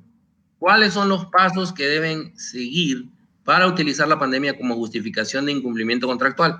Ahora, estos pasos que vamos a ver ahorita no solamente son para las personas que quieren justificarse con una pandemia, también sirve para, vean ustedes, preparar la demanda si alguien va a demandar a alguien por incumplimiento contractual. ¿Cuáles son los pasos? 1. Revise los contratos que tenga y sus cláusulas de resolución. Vaya, revíselos, los contratos de sus clientes como abogado, ¿verdad? A ver qué dice la cláusula de resolución que casi siempre tiene. 2. Plantee la posibilidad de haber cumplido independientemente de la pandemia. Esto es tanto para el que va a usar la pandemia como excusa, como para el que no la va a usar y más bien anda buscando el otro.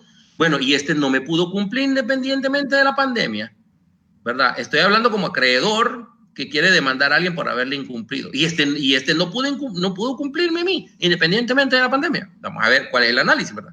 Dependerá de cada caso. Y luego plantee la posibilidad de cumplimiento debido a la pandemia.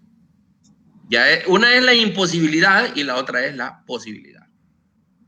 Luego, dibuje líneas de tiempo que permitan visualizar fecha de inicio del contrato, cumplimiento parcial, cumplimiento total, inicio de la pandemia, etcétera. Sin una línea de tiempo no va a poder determinar si está cumpliendo o no está incumpliendo su cliente, ¿verdad? Es bien fácil venir a decir, como vimos al inicio, cualquier abogado que le diga o cualquier cliente, no, yo no me preocupo por cumplir porque ahorita estamos en la pandemia. Sí, pero somos abogados y nos vamos a ir a ver los detalles y usted puede venir y hacer una línea de tiempo y determinar, no, mire, aquí pudo haber cumplido entonces sí cabe la demanda. O, no, señor, fíjese que usted está cubierto porque el plazo para entregar el producto era dentro de la pandemia, entonces no se preocupe, usted está bien, ¿verdad? Puede ser cualquiera de las dos. Paso 5, notifique a la contraparte sobre ello, sobre todo si va a usar la pandemia como excusa para haber incumplido, notifíquele a la otra parte, pero ya, estoy hablándole bien anoche, que le mande un correo, una carta. En eso hemos estado todos estos días.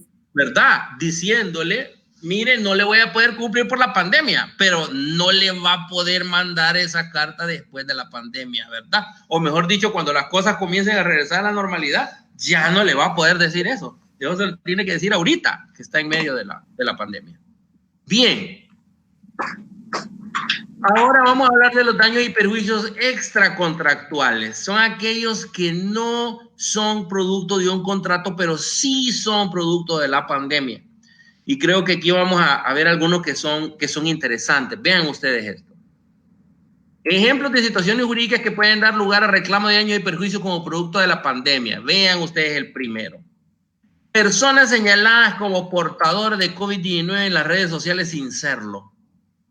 Eso es un motivo de una demanda de daños y perjuicios que pega, por decirlo así, como decimos los abogados, y si lo queremos decir técnicamente, resultaría en una condena de indemnización por daños y perjuicios bajo la tutela de derechos fundamentales y derecho al honor, ahí, derecho a la imagen, ¿verdad? Ahí pegaría esa. En otras palabras, si en las redes sociales alguien empieza a decir, miren, por ejemplo, ahí había no sé si ustedes lo vieron, tal vez abogada, o nosotros que vivimos en San Pedro, que andaba una foto de una ambulancia que venía saliendo de una casa y que decían que, miren, ahí hay un ejecutivo de la Pepsi. De la colonia El Pedregal. El Pedregal, correcto. Y tuvo que salir la familia a decir, miren, señores, yo no es un ejecutivo de la Pepsi. Y ya explicar, bueno, ahí hay un ejemplo, ¿verdad? A eso es de lo que estoy hablando exactamente. Muy bien. Luego, 2, asambleas de socios no celebradas como causa. Bueno, las empresas enviaron cartas a los socios diciendo, miren, no vamos a poder celebrar las asambleas como causa del COVID-19. Bueno, habría que ver.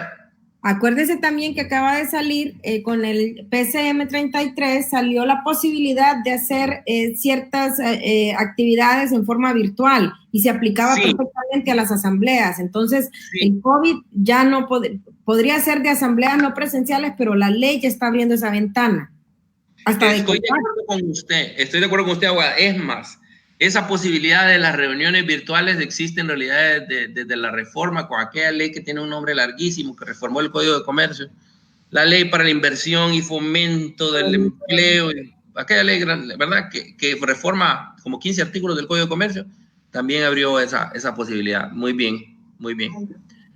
3, publicidad ilícita sobre remedios o medicinas que salgan a decir que curan el COVID y no lo curan o solamente están utilizando esa publicidad para hacer dinero, ¿verdad? Esa es otra forma de daños y perjuicios que podrían salir de la pandemia. 4, abuso en los pasajes aéreos de transporte terrestre, de carga, precios de alimentos, etcétera. También podría haber reclamos de daños y perjuicios ahí. Y este caso que se hizo famoso de el abuso, que aparte es un tema de la administración pública y de persecución penal, tengo entendido, pero la venta con precio excesivo de artículos de primera necesidad para combatir el contagio de la pandemia. Es correcto. Eso sería porque quien está haciendo uso, quien se está enriqueciendo ilícitamente, también hay una línea bien fina que también gira hacia lo penal, ¿verdad? También existe esa posibilidad. Bien, el número 5, lanzamientos o desahucios de personas en cuestión de arrendamiento, de personas que supuestamente tienen el COVID-19 sin ser cierto. Personas a las que no, vos te vas porque tenés esa enfermedad y no es cierto. Bien. Siguiente, retractación de relaciones contractuales con ocasión del COVID-19. ¿Esto a qué me refiero? Me refiero a alguien que firme un contrato, ¿verdad?, con una empresa y que, por ejemplo, una compraventa de un bien inmueble y que diga, o la firmó, digamos, el 1 de abril y ya el 15 de abril nadie puede salir y empieza la pandemia y viene él y dice, uy, mejor me retracto, mejor ya no voy a comprar ese terreno. Bueno, eso es un reclamo de daños y perjuicios producto de la pandemia, ¿verdad?, porque no tendría por qué hacerlo, pero le da miedo. Bueno, entonces si le da miedo, vámonos a juicio o se hace el reclamo. Pretensiones colectivas, que lo vamos a ver más adelantito. Cobro excesivo de casas de crédito que irrespeten las disposiciones gubernamentales sobre la pandemia, ¿verdad? Aquí estamos hablando de los arrendamientos financieros, arrendamientos comerciales, de casas que se dedican a vender cosas a plazos, ¿verdad? De eso estoy hablando. No estoy hablando de bancos aquí. No estamos metiendo el derecho bancario aquí porque ese es otro tema y no es esta. Ya está regulado con uno de los PCM, ya salieron disposiciones y ya la está aplicando la banca.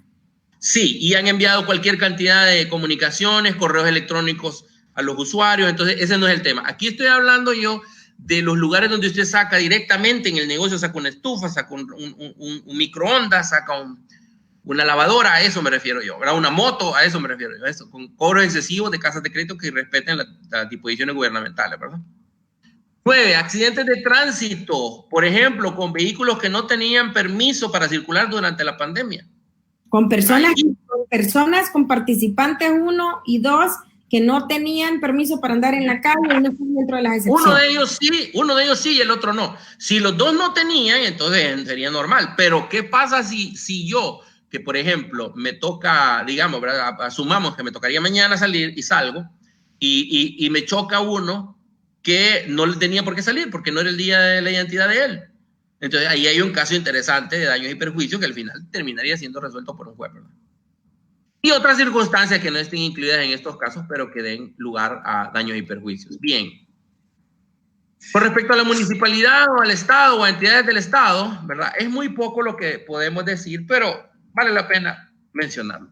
En este caso, los daños y perjuicios podrán provenir de distintas situaciones, como exceso o abusos de personal durante la pandemia. También por ser las disposiciones desiguales o que favorezcan a grupos determinados. En cualquier caso, podría intentarse una pretensión colectiva. Por eso dijimos anteriormente que la pretensión colectiva venía para acá. Para que un grupo homogéneo, determinado o no, proceda a reclamar daños y perjuicios de la entidad que los haya causado. Bien. Con esto termino mi exposición, abogada, con una frase.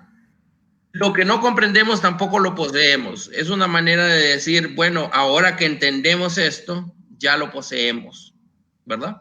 En otras palabras, ya tenemos este conocimiento. Con esto yo termino el tema de mi exposición directamente, abogada, pero quedo atento a las preguntas y posibles respuestas que le podamos dar a la gente. Gracias, abogado Marín. Vamos a la pregunta con los dos. Una de las cosas es que probablemente, usted habló mucho de farmacias y supermercados, pero yo he hablado con dueños de farmacias y supermercados en estos días y definitivamente les ha bajado la venta, ya sea porque no tienen el mismo acceso. Acuérdese que dentro de todo también estábamos dentro de una temporada pico que es Semana Santa, donde por definición restaurantes, supermercados y todo lo que tenga que ver con el turismo nacional iba a estar elevado en una de las temporadas donde más se gasta dinero en el año, y están viendo un porcentaje muy mínimo y probablemente la apertura más bien le significa alguna pérdida.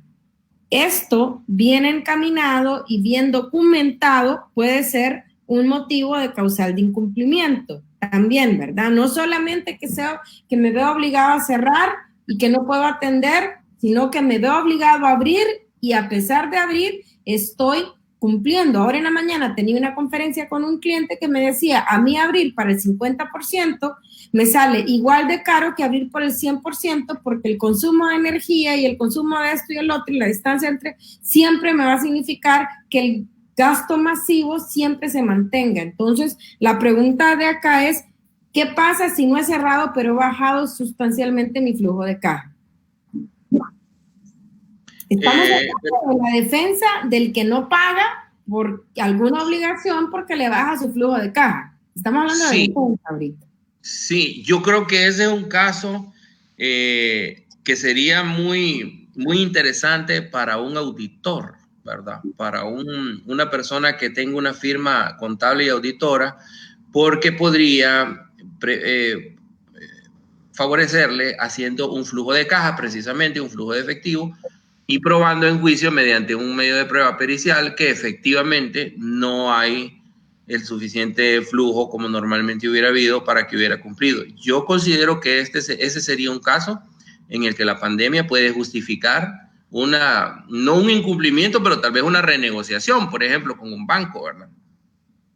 Aquí tengo una aclaración de Vanessa Escobar que dice que los PCM, y eso lo hemos discutido en varias ocasiones, lo sacaron a la carrera, no son ni medianamente perfectos y lo único que nos dan es un principio de dónde agarrarnos porque no hay más.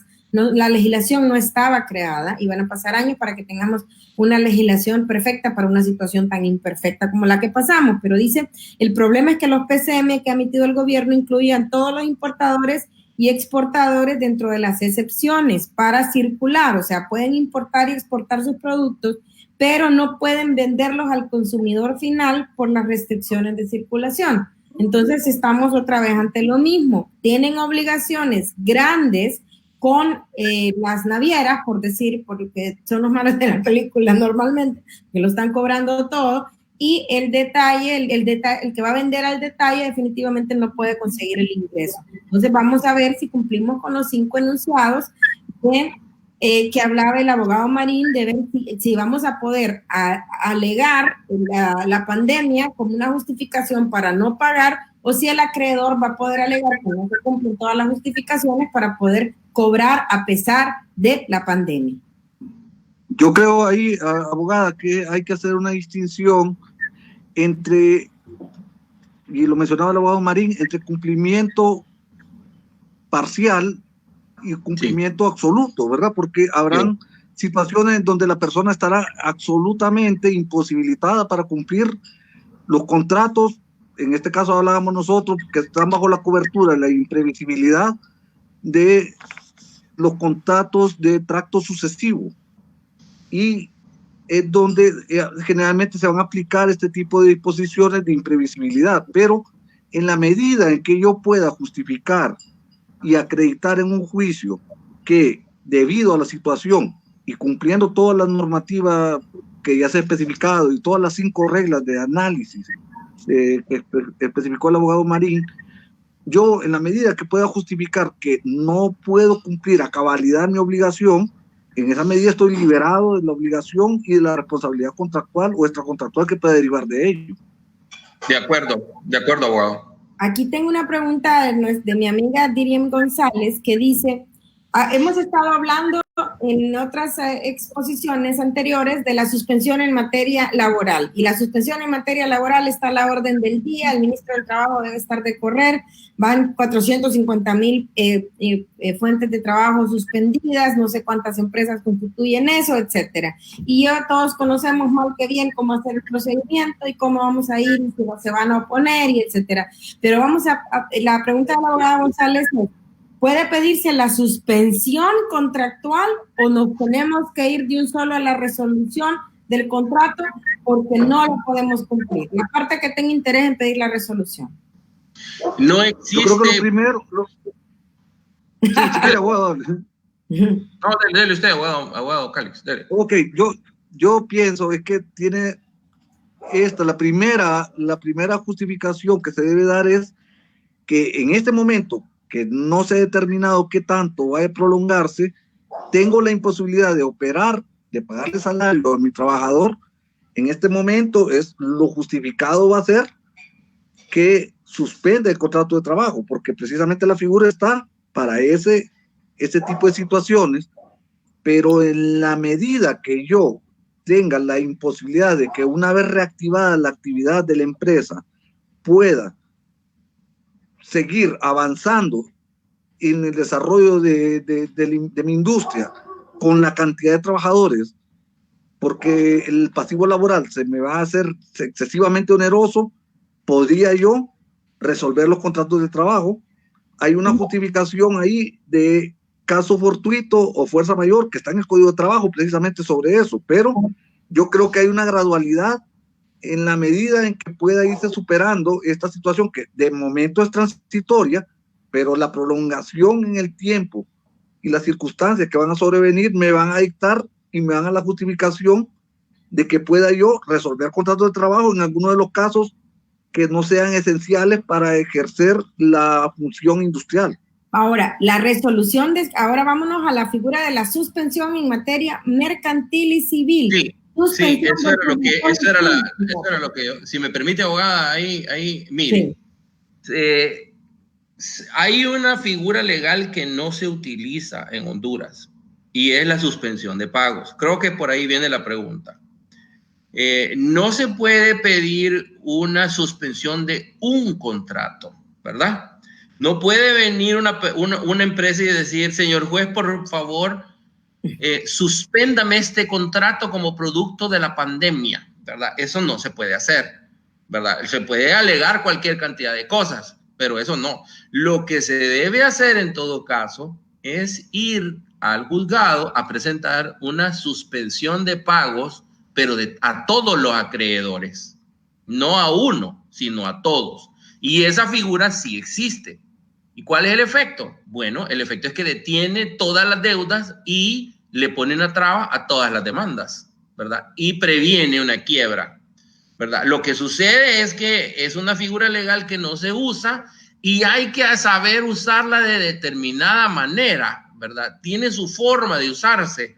Si se hace así a la brava, solo presentando la suspensión de pago, es peligrosísimo, ¿verdad? Pero hay una manera, hay maneras de hacerlo que sea con cuidado, que sea con pinzas y que sea para proteger al cliente, ¿verdad? Mejor dicho, al que quiere acogerse a la suspensión de pagos, hay una manera de hacerlo, ¿verdad? Fíjese que yo lo he visto, lo presentó hace muchos años el abogado Carlos Villar Rosales con una empresa y sí trabajaron bastante, 3-4 meses para poder pedir eso, porque es un paso que mal dado puede dar hasta en acciones penales, pero bien dado suspende los cobros de los acreedores. Es parte de juicio concursal. Ese derecho concursal está regulado por el Código de Comercio, me protege y no corren ya los intereses, etcétera, pero si se maneja adecuadamente, porque puede dar lugar a que eso desemboque en una quiebra. Entonces, y fraudulenta, abogado. Entonces hay que hacerlo con mucho cuidado, con pinzas.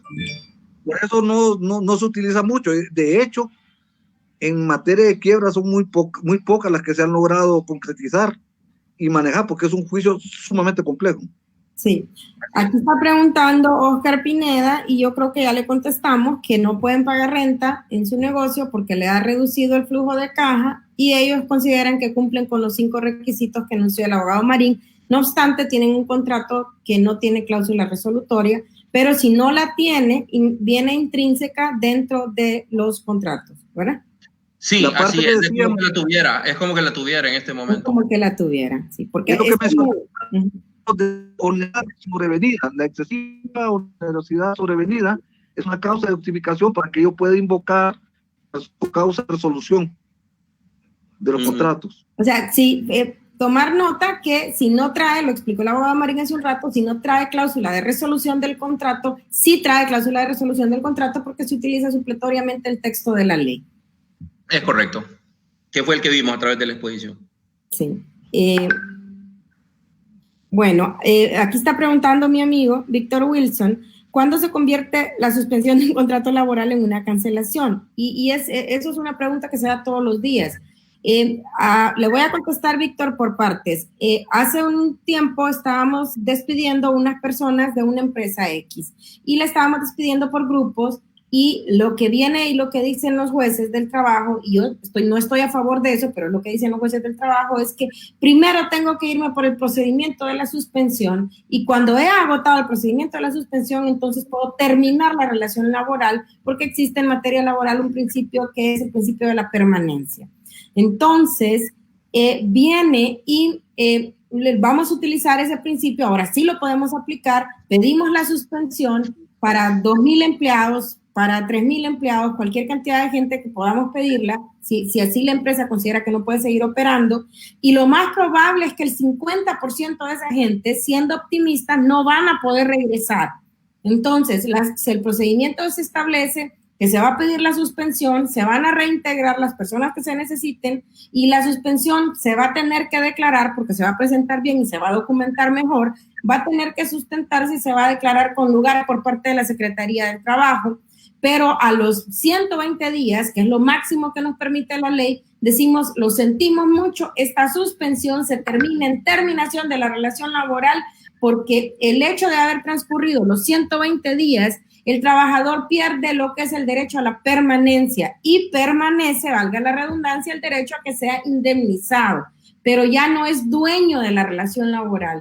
Hay muchos abogados que se dedican a la parte laboral y saben que si quieren poner conflicto dentro de una empresa, van a estar generando reintegros y reintegros de una X cantidad de puestos de trabajo, porque dicen que mientras la empresa subsista, esos puestos de trabajo siguen subsistiendo. Y todas esas cláusulas que ponen en las cartas de terminación de contrato de trabajo, que se está haciendo una reingeniería, etcétera, no valen. Y tienen razón. Pero sí, la suspensión es un paso previo para poder terminar una cantidad X de contratos de trabajo. No es lo que quiere el país, no es lo que quisiéramos recomendar, pero definitivamente sabemos qué es lo que va a pasar, porque esto no es un abre una llave y un cierra una llave. O sea, la economía no la van a abrir mañana y se va a reintegrar 2 días después al 100%. Va a ser un proceso paulatino. Acuérdense que la economía nuestra no solo depende del mercado local, sino que también del mercado internacional, y se augura que durante los próximos 3 meses va a ir retomando en alguna medida la economía hasta que vaya desapareciendo la última coleada del coronavirus, que se espera que sea la cola para septiembre de este año, que son predicciones, nadie está completamente seguro. Yo le he tenido miedo a ese montón de empresas solicitando esas suspensiones, abogada, porque ve y no les caigan las demandas de quiebra y las terminen cerrando para los que querían solamente ahorrarse el tiempo y cierta cantidad de dinero, ¿verdad? Pero al final hay un riesgo grande ahí latente para las empresas. Lo que pasa es que el riesgo es o suspenden o no suspenden, porque estamos hablando, y ahí sí yo trabajo 12 horas al día con esos temas, estamos hablando que no hay flujo de caja para pagar a la gente todo el tiempo. Y usted sabe... No, estoy más que claro, el tema es que reabran, ese es el punto. Bueno, el tema que reabran, ahí yo tengo mi conflicto, porque las medidas que ha sacado el gobierno han sido orientadas a la pequeña y mediana industria, y está bien, son necesarias, ¿verdad? Es trabajo informal, no es trabajo formal, le da trabajo a un montón de personas hondureñas, pero quien produce una parte grande del pastel es la empresa grande, el gran contribuyente, y él no está teniendo ningún beneficio fiscal hasta este momento, y por lo tanto no se siente en la necesidad, y van a aprovechar muchas empresas para hacer reingeniería y quedarse trabajando con menos personal y a veces pagando menos. Esa es una realidad que está sucediendo todos los días. Okay. Bueno, yo quiero agradecerles, no sé si tienen alguna comentario adicional, ha sido espectacular, creo que hemos evacuado un montón de dudas. Abogado Marco. Sí, eso el abogado especificó una situación que se puede dar en la que a una persona se le imputa falsamente que padece el COVID y a consecuencia de eso tiene una discriminación social, pérdida de oportunidades de contratos o lo que sea. Puede darse un montón de situaciones. Al final afecta su imagen, afecta su honor, y eso puede dar lugar a una indemnización. Yo la vez pasada sí alcancé a ver un poquito la exposición del abogado Marí, y sí le quisiera hacer una acotación. Parte de lo que yo solicitaría en la indemnización, de ser el caso, en la especialidad que ya está prevista por el código, tiene que ver con daños morales. Y sí quisiera hacer esto como una aportación. Nosotros no tenemos regulado en Honduras específicamente cómo se va a cuantificar y se van a hacer efectivos los daños morales, pero no quiere decir que esté dado fuera de las regulaciones que son aplicables en Honduras, porque también nosotros nos regimos por los convenios internacionales y tenemos la Convención Interamericana de Derechos Humanos, y la jurisprudencia que produce la Corte, además de sus resoluciones, son aplicables y forman parte del derecho hondureño, de nuestro derecho interno. Y con el caso de Manfredo Velázquez y Saúl Godínez, que fueron los primeros que se juzgaron y formaron la primera jurisprudencia de la Corte, porque tiene dos instancias, una de consulta y otra que es la jurisprudencia que producen sus juicios. Se estaba solicitando en esa ocasión que se indemnizara el daño moral que sufrieron las familias de los desaparecidos, que eran los dos señores estos que he mencionado. Y se trató de establecer una cuantía de varios millones de dólares y la Corte determinó que ese tipo de indemnización solo obedece a la justicia anglosajona, que tiene una sanción disuasiva o ejemplarizante, y por eso, porque a alguien le quedó malo el corte de pelo, puede pedir que lo indemnice por $1 millón y no tiene que justificar en qué se debe basar ese $1 millón. En nuestra justicia, los daños y perjuicios sí se tienen que justificar, se tienen que establecer certeramente, y en la medida que yo los acredite es que voy a tener derecho a ellos.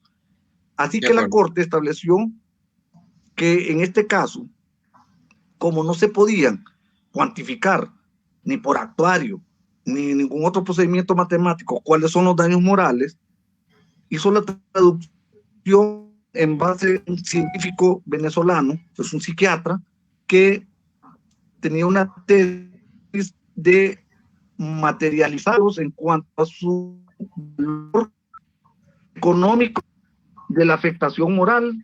¿Cómo puedo yo curarla? Y él estableció el psiquiatra, la forma en que puedo medir los daños morales es la afectación psíquica que puedo tener o psiquiátrica. Así produce sobresaltos nocturnos, depresiones, eso se traduce en daño moral y eso tiene tratamiento.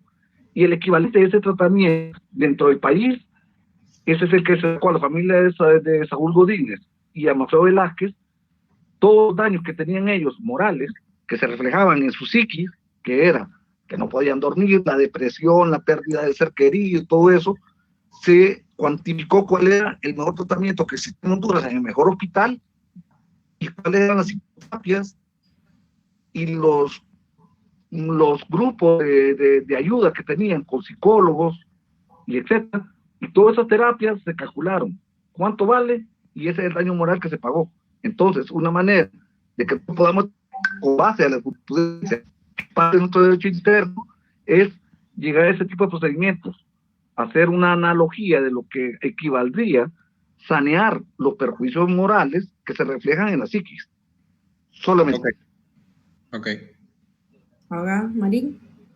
Sí, pues agradecerle a todo el mundo que estuvo hoy en la videoconferencia. Y con el abogado yo habíamos hablado de una posibilidad. Estábamos hablando de hacer un curso de Derecho Procesal Civil avanzado.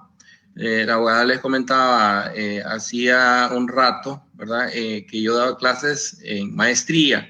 Yo estaba dando clases, un par de módulos en la maestría de Derecho Procesal Civil. Y se nos había ocurrido hacer un curso de Derecho Procesal Civil, pero avanzado. No un curso de Derecho Procesal Civil común, sino avanzado. ¿Cuál es la idea? La idea es, por ejemplo, incorporar las herramientas tecnológicas a los juicios. Por ejemplo, a la hora de redactar una demanda, ¿cómo hacer para que sea más fácil ya tener un formato de demanda? ¿Cómo hacer para enlazar los medios de prueba directamente con la demanda? ¿Cómo hacer para ir a juicio y tener todo en una sola pantalla? Si uno lleva 4, 5, 6, 7 juicios, es un problema luego llegar a una audiencia y no estar claro de cuáles son los medios de prueba de ese juicio porque lleva 6 o lleva 7. Entonces, y los detalles son muy importantes. Entonces, en ese sentido se nos había ocurrido, ya que ahora todas las cosas están haciendo virtuales, comenzar un curso así, Derecho Procesal Civil avanzado, ¿verdad? Si ustedes tienen interés, les pediría que por favor enviaran su correo electrónico aquí en Facebook Live, ¿verdad? Para que se les enviara un correo, o las personas que me conocen a mí me pueden escribir también a mi WhatsApp. Y por igual, pues, para saber si hay una audiencia para poder armar el curso, porque no es fácil armarlo, ¿verdad? De hecho, esta exposición no fue hecha hoy, ¿verdad? Hace ya bastante tiempo que estamos trabajando en ello, y armar un curso de Derecho Procesal Civil avanzado sería también algo algo costaría pues hacerlo. El costo, me están preguntando, no tengo idea, José Ponce, no tengo idea, dependería de cuántas personas, ¿verdad?, se interesarían por tomarlo. Entonces, si están interesados, se les enviaría un correo electrónico para ver ya con una idea de costo, una idea de plazo, una idea de cuánto tiempo tomaría, ¿verdad? Pero la idea es que aprovechar este tiempo que vamos a estar aquí y aún cuando ya las cosas vayan regresando a la normalidad, aprovechar las facilidades de la tecnología para ir por ahí haciendo algo de esto, ¿verdad? Bueno, voy a dar mi WhatsApp por si me quieren enviar, o no sé si usted tiene otro número, abogada, para darlo. Yo creo que Fabricio puede poner en línea el correo de Ulloa donde nos mandan las notificaciones. Fabricio, si lo puedes poner, si me estás escuchando y lo puedes poner en el chat, por favor. Creo que es el correo de counseling o de redes sociales para que ahí notifiquen a las personas que tengan interés. Yo quiero aclararles que en la universidad donde soy directora de la Escuela de Derecho, pasaron muchos años, la universidad tiene tecnología muy buena, la universidad tiene un buen sistema y he estado insistiendo a los catedráticos en que el futuro de la enseñanza viene bastante, no es 100%, pero viene bastante relacionado con la enseñanza en línea. Y ha habido siempre abogados reticentes pensando que la tecnología y el ejercicio o la enseñanza de la carrera, sobre todo una carrera como derecho, no está alineada. Y la realidad es que hemos tenido que aprender en estas últimas 5 semanas que sí podemos enseñar derecho en línea, que tal vez no es perfecto porque no podemos ver la expresión de la gente, etcétera, y que implica un poquito más de atención, pero el futuro viene y el futuro nos atropelló a todos en estas últimas semanas y el futuro nos pasó y ahora tenemos que hacer parte de esta educación en línea y podemos aprovechar el momentum para seguirnos entrenando en este sentido. Yo, esto ha recogido una poquita parte de todas las consultas que hemos recibido en las últimas semanas. Al final, después de esta sería la 5ª semana de estar oyendo el mismo problema en todos los sentidos, tengo mucho problema, tengo que pagar, no tengo dinero para pagar planilla, ¿qué tengo que hacer entre pagar planilla y pagar proveedores? A mí me afectó la crisis, a mí también. Entonces, al final, todos estamos montados en el mismo barco y si bien creo que hemos dicho que al final los jueces van a decidir, creo que los abogados podemos hacer ahí un trabajo antes de eso, porque vamos a inundar los juzgados y probablemente la mitad de los problemas se pueden arreglar con una buena negociación, ¿verdad? Y una buena negociación va a implicar que todos perdamos un poquito. El comerciante, el industrial, el trabajador, cualquiera, el banco que piense que solo va a ganar él y va a perder lo demás, realmente no está haciendo un buen trabajo ahorita y no le va a suceder así, porque tanto derecho va a tener una parte como va a tener la otra y al final también los abogados vamos a tener que poner de nuestra parte dando el mejor consejo. Acuérdense que lo que estamos intentando los profesionales del derecho que participamos en este tipo de eventos es ayudar y crear un mejor país y tratar de salir de esta situación que va a ser bien difícil y se viene un poquito más difícil antes de que comencemos a mejorar.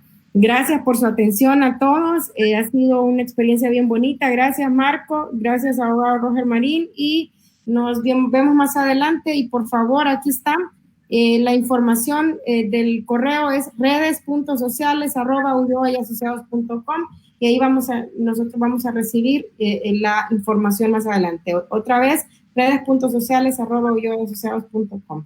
Buenas noches a todos y que estén bien dentro de lo que estamos encerrados todos, ¿no? Buenas noches. Buenas noches.